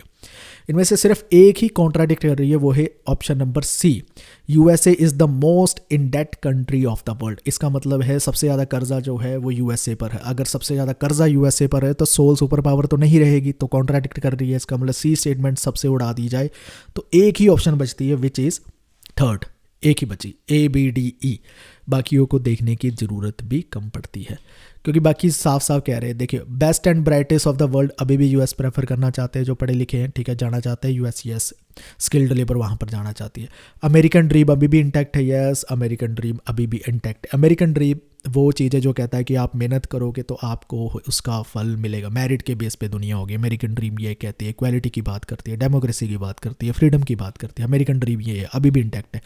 ग्लोबल सरप्लस कैपिटल जो है वो आज भी यूएसए के पास अकोमुलेटेड हो रही है, यस, वो हो रही है क्योंकि मोस्ट कंट्री ने जो अपनी रिजर्व करेंसी रख रखी है वो यूएस डॉलर में रख रखी है और इसी की वजह से चलते हुए यूएस को फ़ायदा होता है। और बहुत सारी लोग जो है यूएस के स्टॉक मार्केट्स में इन्वेस्ट करना चाहते हैं, उसकी मार्केट में इन्वेस्ट कर, इसलिए उसके पास कमुलेशन ऑफ कैपिटल है। यूएसए क्या अभी भी ग्लोबल लीडर है न्यू इनोवेटिव टेक्नोलॉजी में, यस यूएसए है, लेकिन जो ऑप्शन सी दे रखी थी वो मैंने आपको बताया गलत, क्योंकि वो मोस्ट इंडेटेड कंट्री नहीं है, कर्जदार नहीं है सबसे ज़्यादा, और वैसे भी ये सुपर पावर के आर्ग्यूमेंट को सपोर्ट नहीं करता है आर्ग्यूमेंट। इग्नो का एक यूनिट है changing nature of American power, उसमें ये सारी चीज़ें दे रखी है, हमें वहाँ से मिलती हैं। अब बात करते हैं थ्योरी ऑफ इंटरनेशनल रियलिज्म को लेकर कुछ स्टेटमेंट दी गई और आपने बताना है इनमें से कौन कौन सी स्टेटमेंट ठीक है, कौन कौन सी गलत है। सबसे पहले तो डी देखिए, anarchy is what states make of it. अभी मैंने बताया था आपको कि ये जो स्टेटमेंट है ये अलेक्जेंडर इवेंट की है, सोशल कंस्ट्रक्टिविज्म की है। डी तो डी ऑप्शन हटा दोगे, पहली और दूसरी ऑप्शन वैसे ही बच गया, 50-50 चांसेस, और इस हिसाब से आपने आंसर बताना था। इसका राइट आंसर बनता है ऑप्शन नंबर 4। एक एक करके सारी स्टेटमेंट को हम देख लेते हैं कौन सी ठीक है कौन सी गलत। Domestic politics is characterized by hierarchy and international politics by anarchy, सही है, ठीक है, क्योंकि रियलिज्म कहता है कि अनार्की पाई जाती है इंटरनेशनल रिलेशन में और हायरार्की पाई जाती है, कुछ पावरफुल कंट्री होती है, कुछ पावरफुल नहीं होती है। Power is both means and and, मतलब रियलिज्म कहती है कि स्टेट्स और नेशन का फोकस यही है पावर को पाना, वो पावर के ज़रिए पावर और पाना चाहते हैं। रियलिज्म थ्योरी इस पर फोकस करती है, बिल्कुल ठीक। कहते ये बिलीव करती है रिलेटिव गेन पे रादर देन एब्सोल्यूट गेन पे, बिल्कुल। रियलिज्म कहती है जो स्टेट है उनका प्राइमरी कंसर्न नहीं होता है कि उनके पास दूसरी कंट्री के मुकाबले कितनी पावर है, रिलेटिव गेन को ज़्यादा देखा जाता है, ओवरऑल एब्सोल्यूट गेन को नहीं देखा जाता। एब्सोल्यूट गेन की बातें तो लिबरलिज्म की थ्योरी करती है, रियलिज्म की थ्योरी नहीं करती है। फिर वो कहते हैं international politics is the struggle for power, yes, ये भी कोर रियलिस्ट की थ्योरी है। लेकिन ये जो ऑप्शन डी दे रखी थी आपको, anarchy is what states make of it, ये अलेक्जेंडर वेन का आइडिया है, सोशल कंस्ट्रक्टिविज्म की थ्योरी है। ये कहते हैं अनार्की डिपेंड करती है कि स्टेट एक दूसरे के साथ कैसे इंटरेक्ट कर रही है। कोई कंट्री एक कंट्री को अपना दुश्मन मान रही है और किसी को दोस्त मान रही है, ये उसकी इंटरेक्शन पे निर्भर करता है और वो उसकी इंटरेक्शन की वजह से ही अनार्की निर्भर करती है। तो इसलिए ऑप्शन डी एलिमिनेट करके बाकी ऑप्शन हमें मिल जाती। रैपिड फायर विजन की बुक में भी ये मिल जाता और हेवुड की ग्लोबल पॉलिटिक्स में भी ये मिल जाती है आपको। अगले क्वेश्चन की ओर बढ़ते हैं। अगला क्वेश्चन मैच करनी है आपने, और ये नई थ्योरीज है, पहले आपने कभी कवर नहीं की है, तो अभी इसको हम समझ लेंगे और देखेंगे कौन सा किसके साथ मैच करता है। ऑप्शन 1 जैसे इसका राइट आंसर है, एक बार समझ लेते हैं कि ये क्या है। हार्टलैंड थ्योरी किसने दी है? ये हैलफोर्ड मैकेंडर ने दी है। ये कहते हैं कि बेसिकली अगर यूरेशिया के हार्टलैंड को सेंट्रल कंट्रीज़ को किसी ने कंट्रोल कर लिया तो वो ग्लोबल डोमिनेंस कर सकता है। रिमलैंड थ्योरी निकोलस स्पाइकमैन ने दी है। वो कहते हैं अगर किसी ने यूरेशिया के फ्रिंजेस को, यानी कोस्टल फ्रिंजेस का मतलब ये हो गया कि तटीय किनारों को अगर किसी ने डोमिनेट कर लिया या कंट्रोल कर लिया तो वो ग्लोबल पावर बन सकता है। फिर सी पावर थ्योरी आती है, A.T. मैहन ने दी है। ये कहते हैं कोई सी को कंट्रोल कर लेगा तो वो ग्लोबल डोमिनेंस कर सकता है। कोई कहता है एयर पावर थ्योरी आती है, ये अलेक्जेंडर सेवर्स्की ने दी है। ये कहते हैं अगर आपने एयर पावर को कंट्रोल कर लिया तो आप ग्लोबल डोमिनेंस कर सकते हो। सबकी अपनी अपनी थ्योरी अलग, इसलिए ये पूछी गई थी। इसकी अगर सोर्स की बात करें तो ये कोलन की बुक आती है जियो politics the geography of international relation, तो उसमें ये सारे बात कर रखी है इन थ्योरीज की। अगले क्वेश्चन की ओर बढ़ते हैं। 2 लिस्ट दी गई है, इनको मैच करना है। ये आपके लिए शायद इजी क्वेश्चन हो सकता था अगर ये थ्योरी आपने अच्छे से पढ़ी होती। तो इसका राइट आंसर है ऑप्शन नंबर 3, इसको थोड़ा सा समझते हैं कि क्या मतलब है इनका। सबसे पहले है इनसाइड आउट अप्रोच, किसने दी? क्लासिकल रियलिज्म ने दी। इनसाइड का मतलब है कि with in the nation, inside human nature कैसा होता है, इंडिविजुअल लीडर के कैसे करेक्टरिस्टिक्स होते हैं, ये शेप करते हैं आउटसाइड, यानी इंटरनेशनल रिलेशन को शेप करते हैं। तो ये हो गया इनसाइड आउटसाइड अप्रोच। फिर आती है अकेली आउटसाइड इन अप्रोच, ये स्ट्रक्चरल रियलिज्म देता है। ये कहते हैं कि इंटरनेशनल रिलेशन में आउटसाइड कैसी स्ट्रक्चर काम कर रही है, यानी वर्ल्ड जो है वो बाइपोलर है, वर्ल्ड जो है वो मल्टीपोलर है। इस पे डिपेंड करेगा कि आईआर में कैसे रिलेशंस रहेंगे, पीसफुल रहेंगे, कन्फ्लिक्ट वाले रहेंगे, ये आउटसाइड पे डिपेंड करता है। ये हो गया आउटसाइड इन अप्रोच। फिर आती है थ्योरी ऑफ रिलेटिव गेन, ये रियलिज्म बात करता है, क्योंकि वो कहते हैं स्टेट हमेशा प्रायोरिटाइज करती है रिलेटिव पावर को, कि दूसरी स्टेट के मुकाबले मेरे पास कितनी पावर है, इस पे ज़्यादा ध्यान देती है।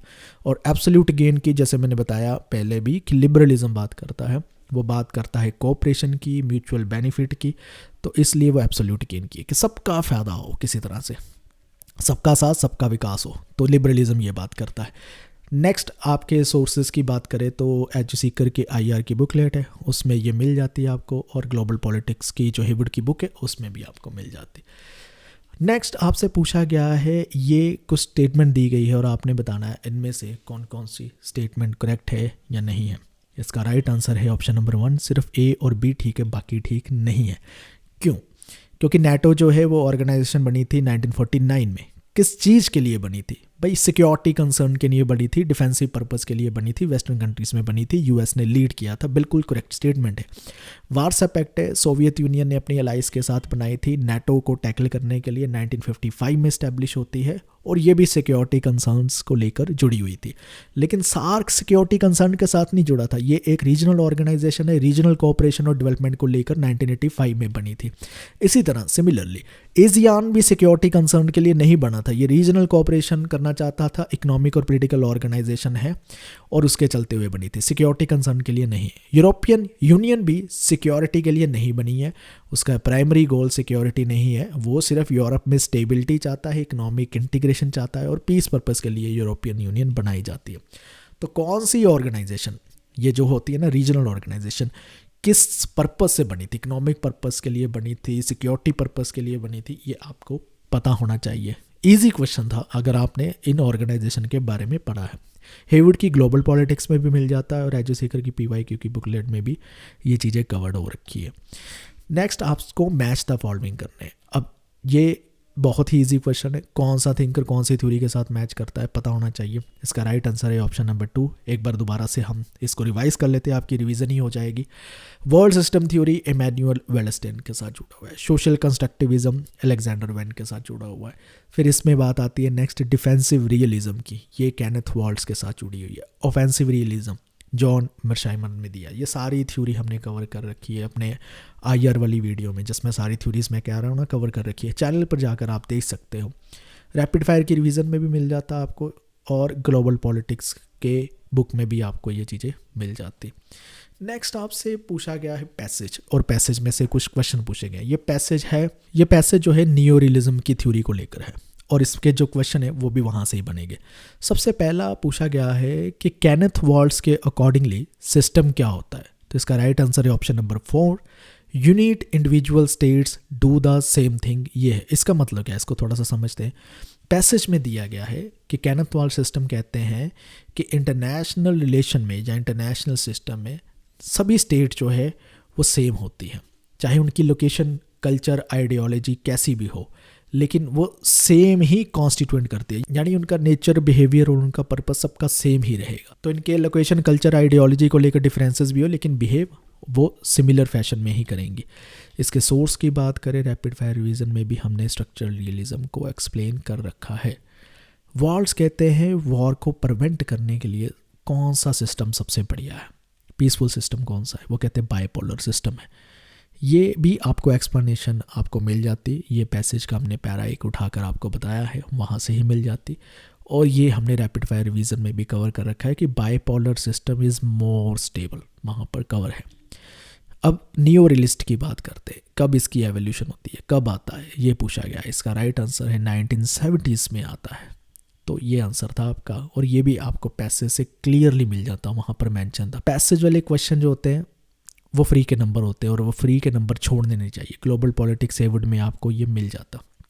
नेक्स्ट क्वेश्चन है मैन, स्टेट एंड वॉर। ये बुक किसने लिखी है? केनेथ वाल्ट्ज ने लिखी है। केनेथ वाल्ट्ज की तो बातें हो रही है, ठीक है। और ये आपको कहाँ से मिल जाता है? ये कहीं ना कहीं आपको चाहे पैसेज में ना भी मिलता, लेकिन फिर भी आपको पता होना चाहिए। बहुत फेमस बुक है आईआर की, मैन, स्टेट एंड वॉर। एजुसी के रैपिड फायर रिवीजन में भी हमने कवर कर रखी है कि ये केनेथ वाल्ट्ज की बुक है। नेक्स्ट आपसे पूछा है कि इनमें से रियलिस्ट कौन नहीं है? सभी रियलिस्ट दे रखे, एक नहीं दे रखा है, रॉबर्ट क्योहाइन नहीं दे रखा। क्यों? ये किसके साथ? कॉम्प्लेक्स इंटरडिपेंडेंस, ये नियोलिबरलिज्म की बात करते हैं, आपको पता होना चाहिए रॉबर्ट क्योहाइन का। इस देखिए हमने अपने रैपिड फायर रिवीजन में भी कवर कर रखा है कि नियोलिबरलिज्म के साथ ये एसोसिएटेड है, ना कि नियो रियलिस्ट के साथ। चलिए अब सॉल्व करते हैं इंडियाज़ फॉरेन पॉलिसी के क्वेश्चंस को। इनमें से सबसे पहले जो आपको क्वेश्चन पूछ रखा है उसमें कुछ स्टेटमेंट दे रखी है और आपने बताना है इनमें से कौन कौन सी स्टेटमेंट करेक्ट है और उसके अकॉर्डिंगली आपने आंसर बताना है। राइट आंसर इसका ऑप्शन नंबर 3 है। हम देख लेते हैं कि कौन कौन सी स्टेटमेंट क्यों करेक्ट थी, कौन सी क्यों गलत थी। सबसे पहले ये है कि RCEP इंडिया ने साइन किया है, ये इनकरेक्ट है। इंडिया ने साइन नहीं किया, इंडिया ने रिफ्यूज़ कर दिया साइन करने से 2019 में। इसके रीज़न ये थे कि डोमेस्टिक इंडस्ट्रीज़ पर ये एग्रीमेंट जो है इफेक्ट करेगा, इसलिए हम साइन नहीं करेंगे।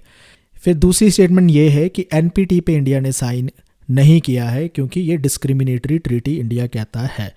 ये आंसर करेक्ट है। इंडिया ने कहा है ये डिस्क्रिमिनेटरी है, जिनके पास न्यूक्लियर वेपन नहीं है उनको टेस्ट करने से रोक रही है, इसलिए हम जो है ये ट्रीटी साइन नहीं करेंगे, ये डिस्क्रिमिनेशन है।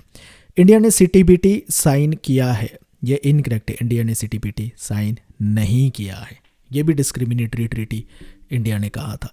इंडिया ने PTBT साइन किया है, यस इंडिया ने PTBT साइन किया है। PTBT partial test ban treaty को कहते हैं।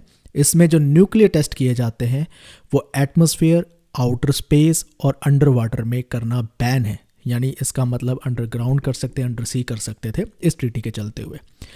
इंडिया सपोर्ट करता है CBDR को, कॉमन बट डिफरेंशिएटेड रिस्पॉन्सिबिलिटीज़। जो IR में हम ये कॉन्सेप्ट समझ आए हैं कि यस इंडिया सपोर्ट करता है क्योंकि इसमें इंडिया का ही बेनिफिट है। डेवलपिंग नेशन को ये प्रिंसिपल मिला है और इंडिया डेवलपिंग नेशन के चलते हुए उसको बेनिफिट है।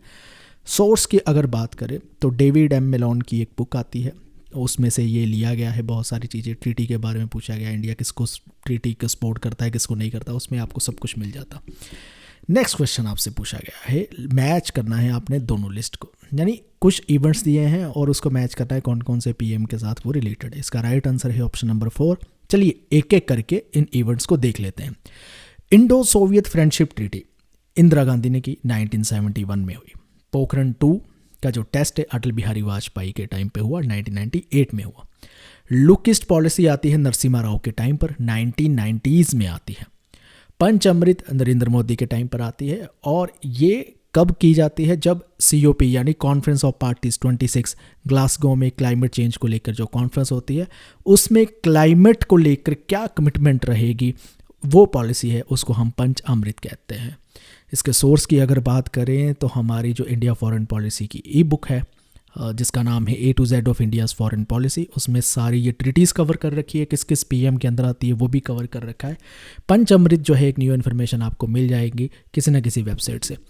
नेक्स्ट क्वेश्चन आपसे ये पूछा गया है, कुछ इवेंट्स दिए गए हैं और आपको बताना है इनको क्रोनोलॉजिकल ऑर्डर में लगाना है। असेंडिंग ऑर्डर का मतलब भी क्रोनोलॉजिकल ऑर्डर ही होता है, जो पहले हुआ उसको पहले लगाएं, जो बाद में हुआ उसको बाद में लगाएं। इसका राइट आंसर है ऑप्शन नंबर 4। चलिए इनको देख लेते हैं कौन सा इवेंट कब कब हुआ था। सबसे पहले आता है पंचशील, 1954 में होता है। फिर लुक को ईस्ट पॉलिसी आती है, 1990s में होती है अंडर PV नरसिम्हा राव।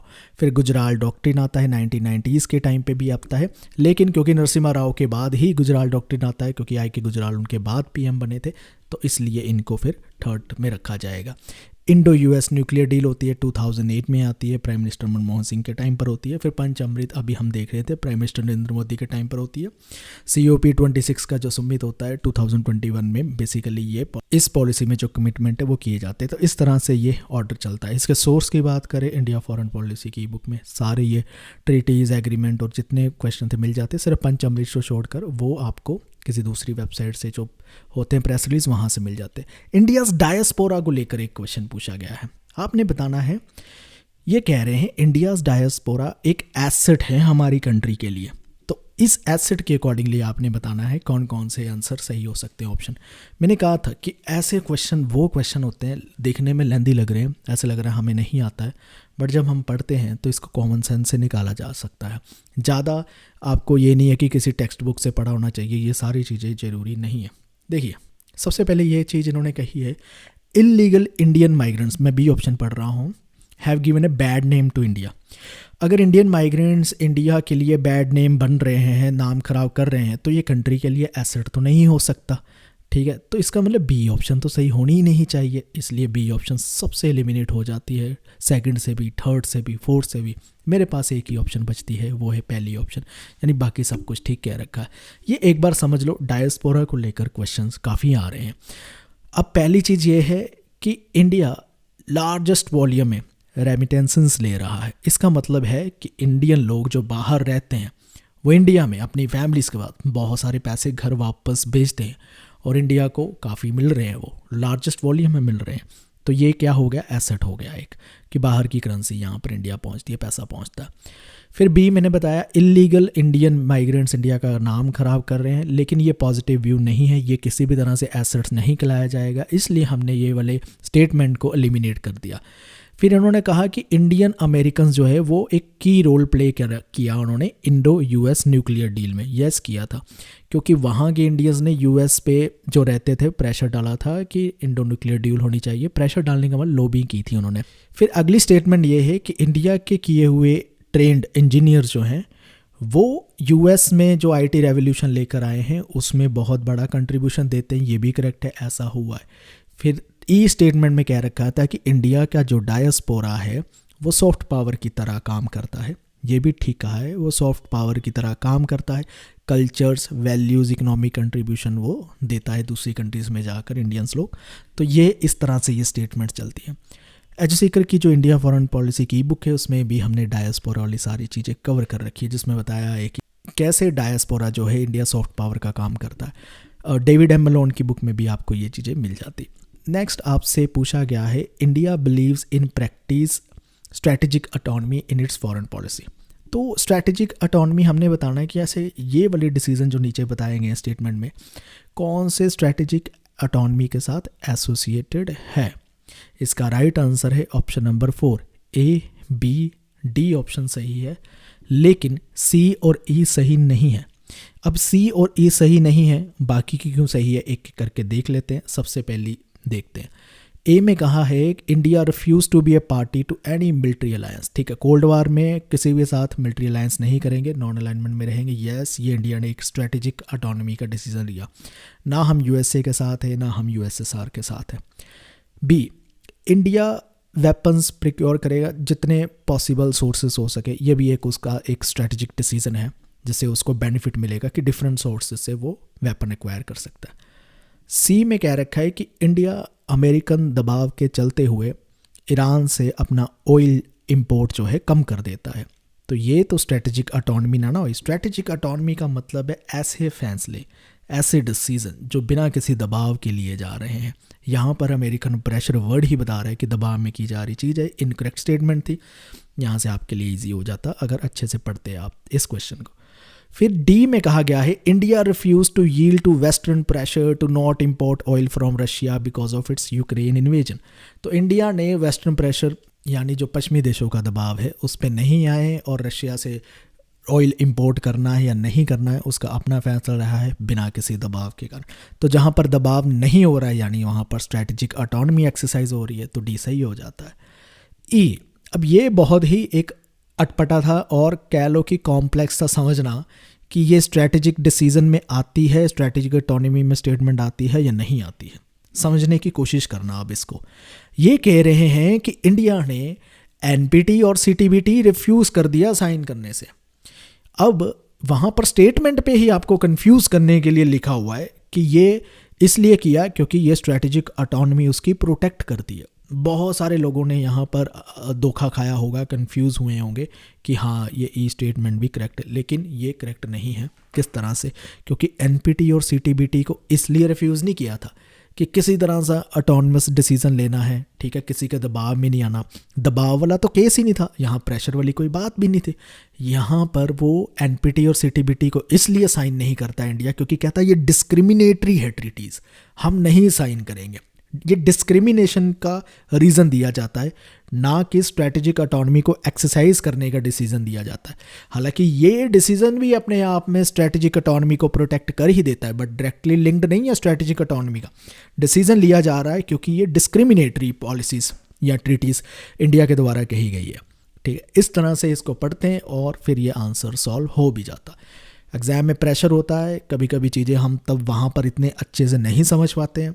सबसे पहले तो अपना प्रेशर वहाँ पर कम करना है, पैनिक नहीं होना है। एक एक स्टेटमेंट को रीड करेंगे, ध्यान से समझने की कोशिश करेंगे तो आंसर मिलते रहेंगे आपको। हिंदू के करंट अफेयर्स में भी कुछ चीज़ें आपको मिल जाती, डेविड मलोन की बुक में भी आपको ये चीज़ें मिल जाती। अब आपको 2 लिस्ट दी गई है, ठीक है। एक में एग्रीमेंट है, दूसरे में पीएम के नाम है। आपने मैच करना था, इसका राइट आंसर वैसे एक बनता है। चलिए एक एक करके देख लेते हैं। शिमला एग्रीमेंट इंदिरा गांधी साइन करते हैं, ठीक है। पाकिस्तान के साथ साइन होता है 1972 में साइन होता है। कब होता है? खासकर जब 1971 की जो वार है वो ख़त्म हो जाती है। ताशकंद एग्रीमेंट लाल बहादुर शास्त्री करते हैं, ताशकंद में जाते हैं, 1966 में करते हैं। ये वो इंपॉर्टेंट एग्रीमेंट था, ठीक है। और ये कब होता है? जब 1965 की वॉर ख़त्म होती है। हर एक वॉर के बाद एक एग्रीमेंट होता ही है। और ताशकंद एग्रीमेंट पॉपुलर इसलिए भी हो जाता है क्योंकि ताशकंद जब लाल बहादुर शास्त्री जाते हैं, इनकी ताशकंद में उसी एग्रीमेंट करने के बाद डेथ हो जाती है। Indus water treaty Jawaharlal Nehru के टाइम पर होती है, 1960 में होती है। पाकिस्तान के साथ ये एग्रीमेंट किया जाता है। Indo US nuclear agreement Manmohan Singh के टाइम 2008 में होता है। इस तरह से इसका करेक्ट आंसर ये बनता था। इसके सोर्सेज की बात करें तो हमारी इंडियाज़ फॉरेन पॉलिसी की जो ई बुक है उसमें हर चीज़ कवर है। हर प्राइम मिनिस्टर के टाइम पर कौन से एग्रीमेंट हुए थे, पूरी अपडेटेड ई बुक है, वो भी कवर है। डिस्क्रिप्शन में सबके लिंक है, आप जाकर देख सकते हैं, नहीं तो eduseeker.in वेबसाइट पे जाकर भी देख सकते हैं। लिस्ट 1 और लिस्ट 2 दे रखी है। एक में कुछ वार है, ठीक है, कन्फ्रंटेशन है, और वो किस किस पीएम के टाइम पर हुए थे वो आपसे पूछा गया। राइट आंसर 1 है। इसको भी एक बार हम देख लेते हैं। डोकलम कन्फ्रंटेशन नरेंद्र मोदी के टाइम पर हुई है, 2017 में हुई है। किसके बीच में थी? इंडिया और चाइना के बीच में थी। बांग्लादेश वार इंदिरा गांधी के टाइम 1971 में हुआ। कारगिल वार अटल बिहारी वाजपेयी के टाइम पर हुआ, 1999 में हुआ। इंडो पाकिस्तान वार 1965 का लाल बहादुर शास्त्री के टाइम पे हुआ। और इस तरह से ये करेक्ट आंसर बनता था। इसके अगर सोर्सेज की हम बात करें, इंडिया फॉरेन पॉलिसी की बुक में फिर से ये सारी चीज़ें कवर है। एक एक इवेंट कवर है, हर पीएम का किसके साथ है सब कवर है। अब आपसे ये कुछ स्टेटमेंट दे रखी है और आपने बताना है इनमें से कौन कौन सी स्टेटमेंट करेक्ट है। देखिए, न्यूक्लियर पॉलिसी इंडिया की क्या है, यानी न्यूक्लियर वेपन को यूज़ करने के लिए इंडिया के क्या क्या स्टैंड रहते हैं वो आपको दे रखे और वो बताना था इनमें से राइट कौन सा है। बस इसका राइट आंसर है ऑप्शन नंबर 1। एक बार देख लेते हैं सारे स्टैंड को ना, रिव्यू कर लेते हैं। सबसे पहले आता है India will not use it's nuclear weapons against non nuclear states. सही है कि नॉन न्यूक्लियर स्टेट जिनके पास न्यूक्लियर वेपन नहीं है, इंडिया न्यूक्लियर वेपन उनके अगेंस्ट यूज़ नहीं करेगा। ये करेक्ट है, इंडिया की यही पॉलिसी है। और इंडिया ने अपनी पॉलिसी के चलते हुए नो फर्स्ट यूज़ की पॉलिसी भी बनाई है कि हम न्यूक्लियर वेपन को यूज़ करेंगे डिफेंसिव पर्पस के लिए, ऑफेंसिव के लिए नहीं। हम पर अटैक किया जाएगा, कोई न्यूक्लियर वेपन्स है तो हम यूज़ करेंगे, लेकिन हम सबसे पहले किसी पे यूज़ नहीं करेंगे। फिर सी इन्होंने कह रखा है कि इंडिया अपनी न्यूक्लियर टेक्नोलॉजी फ्रेंडली कंट्री को ट्रांसफ़र कर देगा। ये कभी भी इंडिया की पॉलिसी पे नहीं है। इंडिया चाहता है न्यूक्लियर वेपन की टेक्नोलॉजी ज़्यादा देशों के पास नहीं होनी चाहिए और न्यूक्लियर वेपन जो है पूरे वर्ल्ड में कंप्लीटली सब कंट्री में एलिमिनेट हो जाने चाहिए। तो इसलिए ये न्यूक्लियर टेक्नोलॉजी ट्रांसफ़र करने की इंडिया बात कभी नहीं करता है। डी में ये कह रखा है, फिर से वही बात कह रखी है कि इंडिया क्या चाहता है कि न्यूक्लियर अम्ब्रेला बने, यानी साउथ एशिया में और भी जो नेबरिंग कंट्री है इंडिया की, वहाँ पर भी न्यूक्लियर वेपन किसी तरह से जाए या न्यूक्लियर टेक्नोलॉजी जाए। इंडिया ने ये कभी नहीं कहा, एक्सटेंड करना ही नहीं चाहता, एक्सपैंड करना ही नहीं चाहता ये टेक्नोलॉजी। ये गलत है, उसकी पॉलिसीज़ में नहीं है। फिर आता है India will develop credible nuclear deterrent capability. अब इसका मतलब क्या है? इसका मतलब ये है कि इंडिया उतने ही न्यूक्लियर वेपन एक्वायर करेगा, उतने ही जितने उसको अपने डेटरेंट के लिए ज़रूरी है, अपने डिफेंस के लिए ज़रूरी है, या वो कंट्रियों को डेटर कर सके, रोक सके, ताकि कोई उस पर अटैक करने का सोचे नहीं। तो यहाँ पर इंडिया अपनी कैपेबिलिटी को इस तरह से डेवलप करेगा ताकि रीजनल स्टेबिलिटी बनी रहे, नेशनल लेवल पर सिक्योरिटी बनी रहे इंडिया की। अगर इससे सोर्स की बात करें तो इंडियाज़ फॉरेन पॉलिसी की बुक में न्यूक्लियर डॉक्ट्रिन के ये पॉइंट्स भी कवर थे, और आपको handbook of India's international relation Routledge की जो बुक है उसमें भी ये पॉइंट आपको मिल जाते हैं। और साथ ही साथ इसकी मैंने एक वीडियो बना रखी है इंडियाज़ न्यूक्लियर पॉलिसी चैनल पर, वो जाकर आप देख सकते हो। 1947 से लेकर अब तक क्या क्या स्टैंड रहे हैं, कैसे चीज़ें डेवलप हुई, सब बता रखा।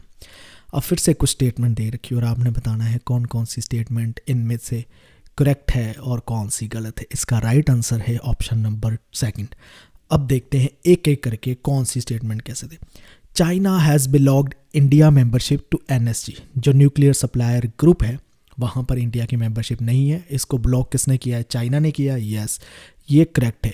चाइना कहता है जब तक इंडिया NPT यानी नॉन प्रोलिफरेशन ट्रीटी साइन नहीं कर लेता तब तक NSG का एक्सेस या उसकी मेंबरशिप इंडिया को नहीं मिलेगी। चाइना ने ब्लॉक कर रखा।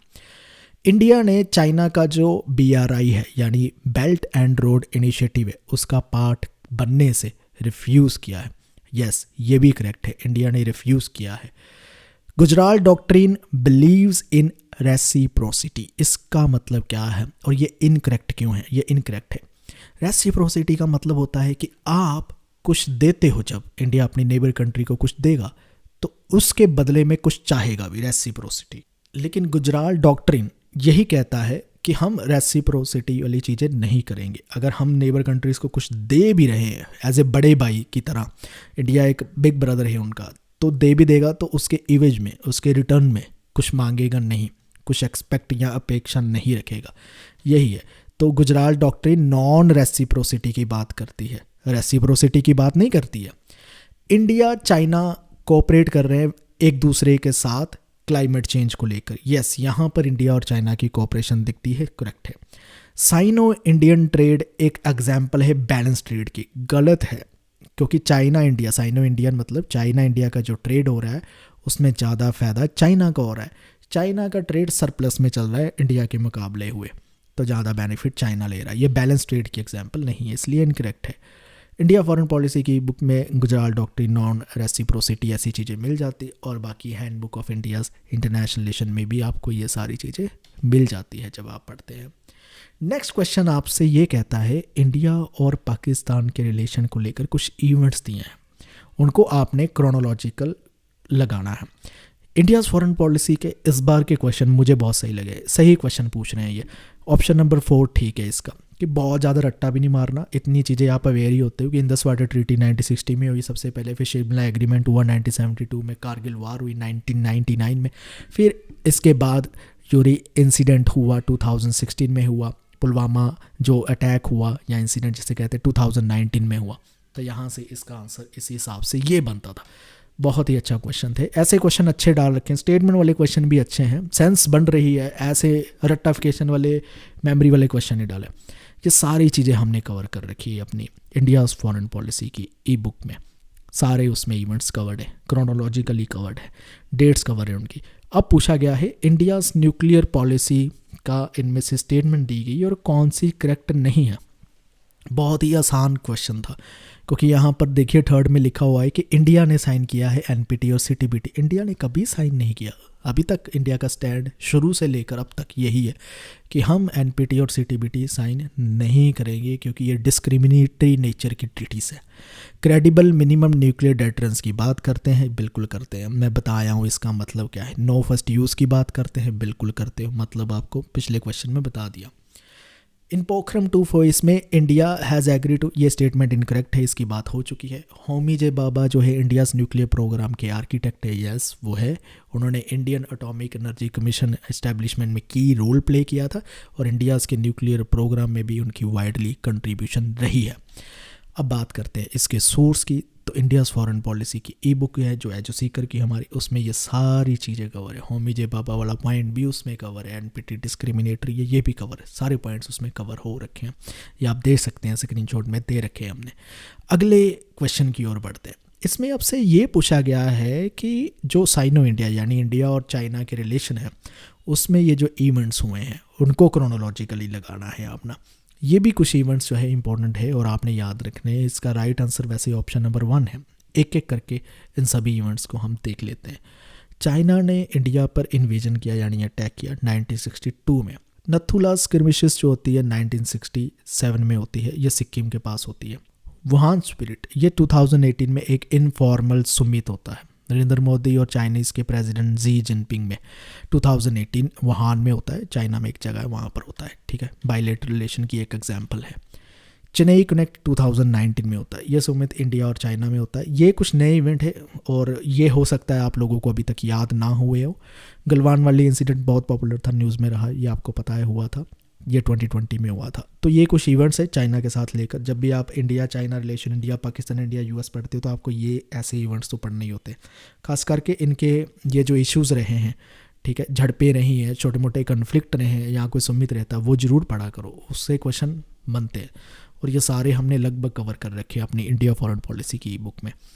और इंडिया चाइना के जो बायलैटरल ब्रीफ, ऐसे ब्रीफ की रिपोर्टिंग में भी आपको चीज़ें मिल जाती। चलिए अब सॉल्व करते हैं पॉलिटिकल इंस्टीट्यूशंस इन इंडिया के क्वेश्चंस को। और इसमें जो आपसे पहला क्वेश्चन पूछ रखा है वो है कि पार्लियामेंट्री सिस्टम जो इंडिया में काम करता है उसके लेकर कुछ स्टेटमेंट दी गई और आपने बताना है इनमें से कौन कौन सी स्टेटमेंट करेक्ट नहीं है, नॉट करेक्ट है। इसका राइट आंसर इनमें से कोई भी नहीं बनता है क्योंकि एनटीए ने इस क्वेश्चन को ड्रॉप कर दिया है। सबसे पहली स्टेटमेंट देख लेते हैं कि जितनी भी पार्टीज़ होती है पार्लियामेंट में वह गवर्नमेंट को रिप्रेजेंट करती है, ये सही नहीं है। सभी पार्टीज़ गवर्नमेंट को रिप्रेजेंट नहीं करती है। दूसरी स्टेटमेंट में कहा गया है कि गवर्नमेंट जो है पार्लियामेंट पे रिस्पॉन्सिबल होती है और पार्लियामेंट उसे रिमूव भी कर सकता है, ये स्टेटमेंट सही है। ये स्टेटमेंट हम बता रहे हैं लेकिन ऑप्शन ऐसी नहीं दी गई थी इसलिए ये ड्रॉप कर दिया गया। गवर्नमेंट जो है फिक्स टर्म के लिए इंडिया में चुनी जाती है, ये सही नहीं है। गवर्नमेंट ज़रूरी नहीं है कि 5 साल के लिए चुनी गई और 5 साल पूरे ही करके जाएगी, उसे कभी भी रिमूव किया जा सकता है अगर उसमें नो कॉन्फिडेंस मोशन लोकसभा में पास कर दिया जाए।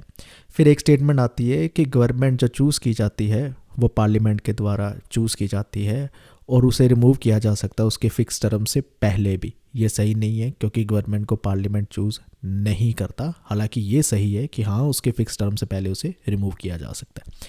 एक इंडिपेंडेंट बॉडी बनाई गई है इंडिया में फ्री एंड फेयर इलेक्शन कराने के लिए, ये भी अपने आप में स्टेटमेंट करेक्ट हो जाती है। इसके सोर्स की बात करें, ये सभी स्टेटमेंट हमें लक्ष्मीकांत की बुक इंडियन पॉलिटी से मिल जाती है। अगले क्वेश्चन में आपसे कंज्यूमर प्रोटेक्शन एक्ट के बारे में पूछा है और बताया कि जो नई प्रोविज़न ऐड की गई है आपने बताना है इनमें से कौन कौन सी की गई है। इसका राइट आंसर है ऑप्शन नंबर 3 ABCD की गई है लेकिन E नहीं की गई है, जिसमें यह कहा गया था कि कंज्यूमर की पावर लिमिटेड कर दी गई है, रिस्ट्रिक्टेड कर दी गई है इस एक्ट में। तो नहीं, कंज्यूमर प्रोटेक्शन एक्ट जिसका नाम ही कंज्यूमर को प्रोटेक्ट करना है तो उसकी पावर रिस्ट्रिक्ट ही क्यों करेंगे, तो इसलिए E को एलिमिनेट करके बाकी ऑप्शन सही हो जाते हैं। स्ट्रिक्ट नॉर्म्स रखेंगे कि मिसलीडिंग एडवर्टाइजमेंट नहीं लेकर आएंगे कोई कंपनीज। बी में ये कहा गया है कि central consumer protection authority establish की गई है, ये भी सही है। फिर इन्होंने ये कहा है ई कमर्स और डायरेक्ट सेलिंग जैसी चीज़ों को भी इसमें इंक्लूड कर लिया गया है, ये भी सही है, किया गया है। फिर डी में क्या है अल्टरनेट डिस्प्यूट रेजोल्यूशन यानी ADR थ्रू मीडिएशन, ये भी अलो किया गया, ये भी किया गया। आउट ऑफ कोर्ट सेटलमेंट करनी है, कुछ ऐसी चीज़ें करनी जिससे क्विक रिजॉल्व हो सके डिस्प्यूट, ये किया गया। कंज्यूमर की पावर को रिस्ट्रिक्ट किया गया है, ये गलत स्टेटमेंट थी, इसमें रिस्ट्रिक्ट नहीं किया गया, रैदर उनकी पावर को और ज़्यादा बढ़ावा एनकरेजमेंट मिलती है। कंज्यूमर अफेयर की वेबसाइट में ये सारी चीज़ें हमें मिल भी जाती है। अगला आपसे क्वेश्चन ये कहा गया है इनमें से कौन सा जस्टिसेबल राइट है। इसका राइट आंसर है फंडामेंटल राइट्स। जस्टिसेबल है, जस्टिसेबल का मतलब क्या आता है कि आप कोर्ट में जा सकते हो अगर ये राइट को वायलेट होते हैं आपके। तो DPSP जो है वो नॉन जस्टिसेबल है। अगर DPSP सरकार वायलेट करती है तो आप कोर्ट में नहीं जा सकते कि सरकार DPSP फॉलो नहीं कर रही। अगर फंडामेंटल ड्यूटीज़ कोई फॉलो नहीं कर रहा तो ये भी नॉन जस्टिसेबल है। कोर्ट में जाकर ये नहीं कह सकते कि ये फलाना फलाना सिटीज़न जो है अपनी ड्यूटीज़ कंप्लीट नहीं कर रहा। प्रेम्बल ऑफ द कॉन्स्टिट्यूशन में सिर्फ आइडियल्स और ऑब्जेक्टिव आउटलाइन किए गए हैं, ये भी नॉन जस्टिसेबल है। इसको भी कोर्ट ऑफ लॉ में एनफोर्स नहीं कर सकते कि प्रेम्बल में लिखी गई ये बात को सरकार लागू क्यों नहीं कर रही। फंडामेंटल राइट जस्टिसेबल है। फंडामेंटल राइट अगर सरकार वॉयलेट करती है कोई भी तो आप कोर्ट में जा सकते हो, ठीक है, वो जस्टिसेबल है। तो लक्ष्मीकांत में ये आपको इन्फॉर्मेशन मिल भी जाती। अगले क्वेश्चन में आपसे ये पूछा गया है कि ऑल इंडिया सर्विस में कौन कौन सी इनमें से सर्विस नहीं आती है और आपने इसका राइट आंसर देना है। इसका राइट आंसर है सी और ई नहीं आती। इंडियन फॉरेन और कस्टम सर्विस इसमें नहीं आती। तो कौन कौन सी बची जो आती है, आईएएस, आईपीएस और आईएफएस यानी इंडियन फॉरेस्ट सर्विस आती है। ये आपने याद रखना है। इसका जो आर्टिकल है 312 है जिसमें ये सर्विसेज कवर की जाती है कॉन्स्टिट्यूशन में कि कौन कौन सी सर्विस आती है। आगे का क्वेश्चन में पूछा गया है कि कॉन्स्टिट्यूशनल गवर्नमेंट जो है उसको लेकर कुछ स्टेटमेंट दी गई और आपने बताना है इनमें से कौन कौन सी स्टेटमेंट करेक्ट बनती है। इसका राइट आंसर है ऑप्शन नंबर 1। ए और बी जो स्टेटमेंट है वो करेक्ट है लेकिन बाकी की स्टेटमेंट करेक्ट नहीं दी गई। एक एक करके सभी स्टेटमेंट को समझ लेते हैं। कॉन्स्टिट्यूशनल गवर्नमेंट लिमिटेड गवर्नमेंट होती है। यस, ये लिमिटेड गवर्नमेंट होती है कि स्टेट के पास या सरकार के पास एब्सोल्यूट पावर नहीं होती है, लिमिट पावर होती है। लॉ एंड ऑर्डर मेंटेन करने तक पावर होती है, उसकी अथॉरिटी एब्सोल्यूट नहीं होती है। दूसरी स्टेटमेंट ये कही गई है constitution is the basis of public authority. Constitution अपनी अथॉरिटी कहाँ से ड्राइव करता है, पब्लिक से ड्राइव करता है। ये भी सही है, चाहे वो रिटन हो चाहे अनरिटन हो। तीसरी स्टेटमेंट में ये कहा गया है कि prime minister formal head of the state होता है। नहीं, जरूरी नहीं है कि कॉन्स्टिट्यूशनल गवर्नमेंट में prime minister he head of the state हो, प्रेसिडेंट भी हो सकता है। अब फोर्थ स्टेटमेंट में ये कहा गया था कि इसमें हमेशा ही यूनिवर्सल अडल्ट फ्रेंचाइजी होती है। जैसे 18+ लोगों को सबको वोट करने का अधिकार होता है, तो कहते हैं ये भी हमेशा नहीं है। कुछ कंट्रीज़ में लिमिटेड फ्रेंचाइजी को यूज़ किया है। प्रॉपर्टी, एजुकेशन और अदर क्राइटेरिया रखे गए तब जाकर आपको वोटिंग राइट्स मिलते हैं। तो ई और फिफ्थ स्टेटमेंट में ये कह रखा है कि लिमिटेड अडल्ट फ्रेंचाइजी इसमें हमेशा होती है। तो हमेशा लिमिटेड नहीं होगी, यूनिवर्सल भी हो सकती है। तो ये दोनों ही स्टेटमेंट अपने आप में कॉन्ट्राडिक्टरी है, ठीक है। तो दोनों ही अप्लाई नहीं होती कॉन्स्टिट्यूशन गवर्नमेंट में। कोई भी हो सकता है, यूनिवर्सल भी हो सकती है, लिमिटेड फ्रेंचाइजी भी हो सकती है। लक्ष्मीकांत की गवर्नमेंट में कुछ कुछ बातें इसकी भी आपको मिल जाती।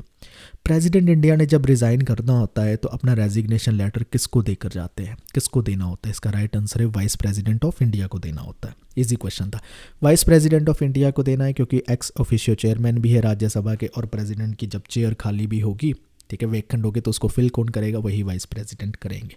तो इसलिए इसकी इंपॉर्टेंस मानी जाती है। आर्टिकल 56 में यह बात कह रखी है कि प्रेसिडेंट का resignation must be submitted to the vice president. इसके सोर्स की बात करें लक्ष्मीकांत में ये भी मिल जाता। सारे क्वेश्चन आप देखोगे लक्ष्मीकांत से इंडियन पॉलिटी के आराम से कवर हो रहे थे, तो वहाँ से आप आराम से सही तरीके से पढ़ो लक्ष्मीकांत, आपका इंडियन पॉलिटी वैसे ही सॉल्व हो जाता है।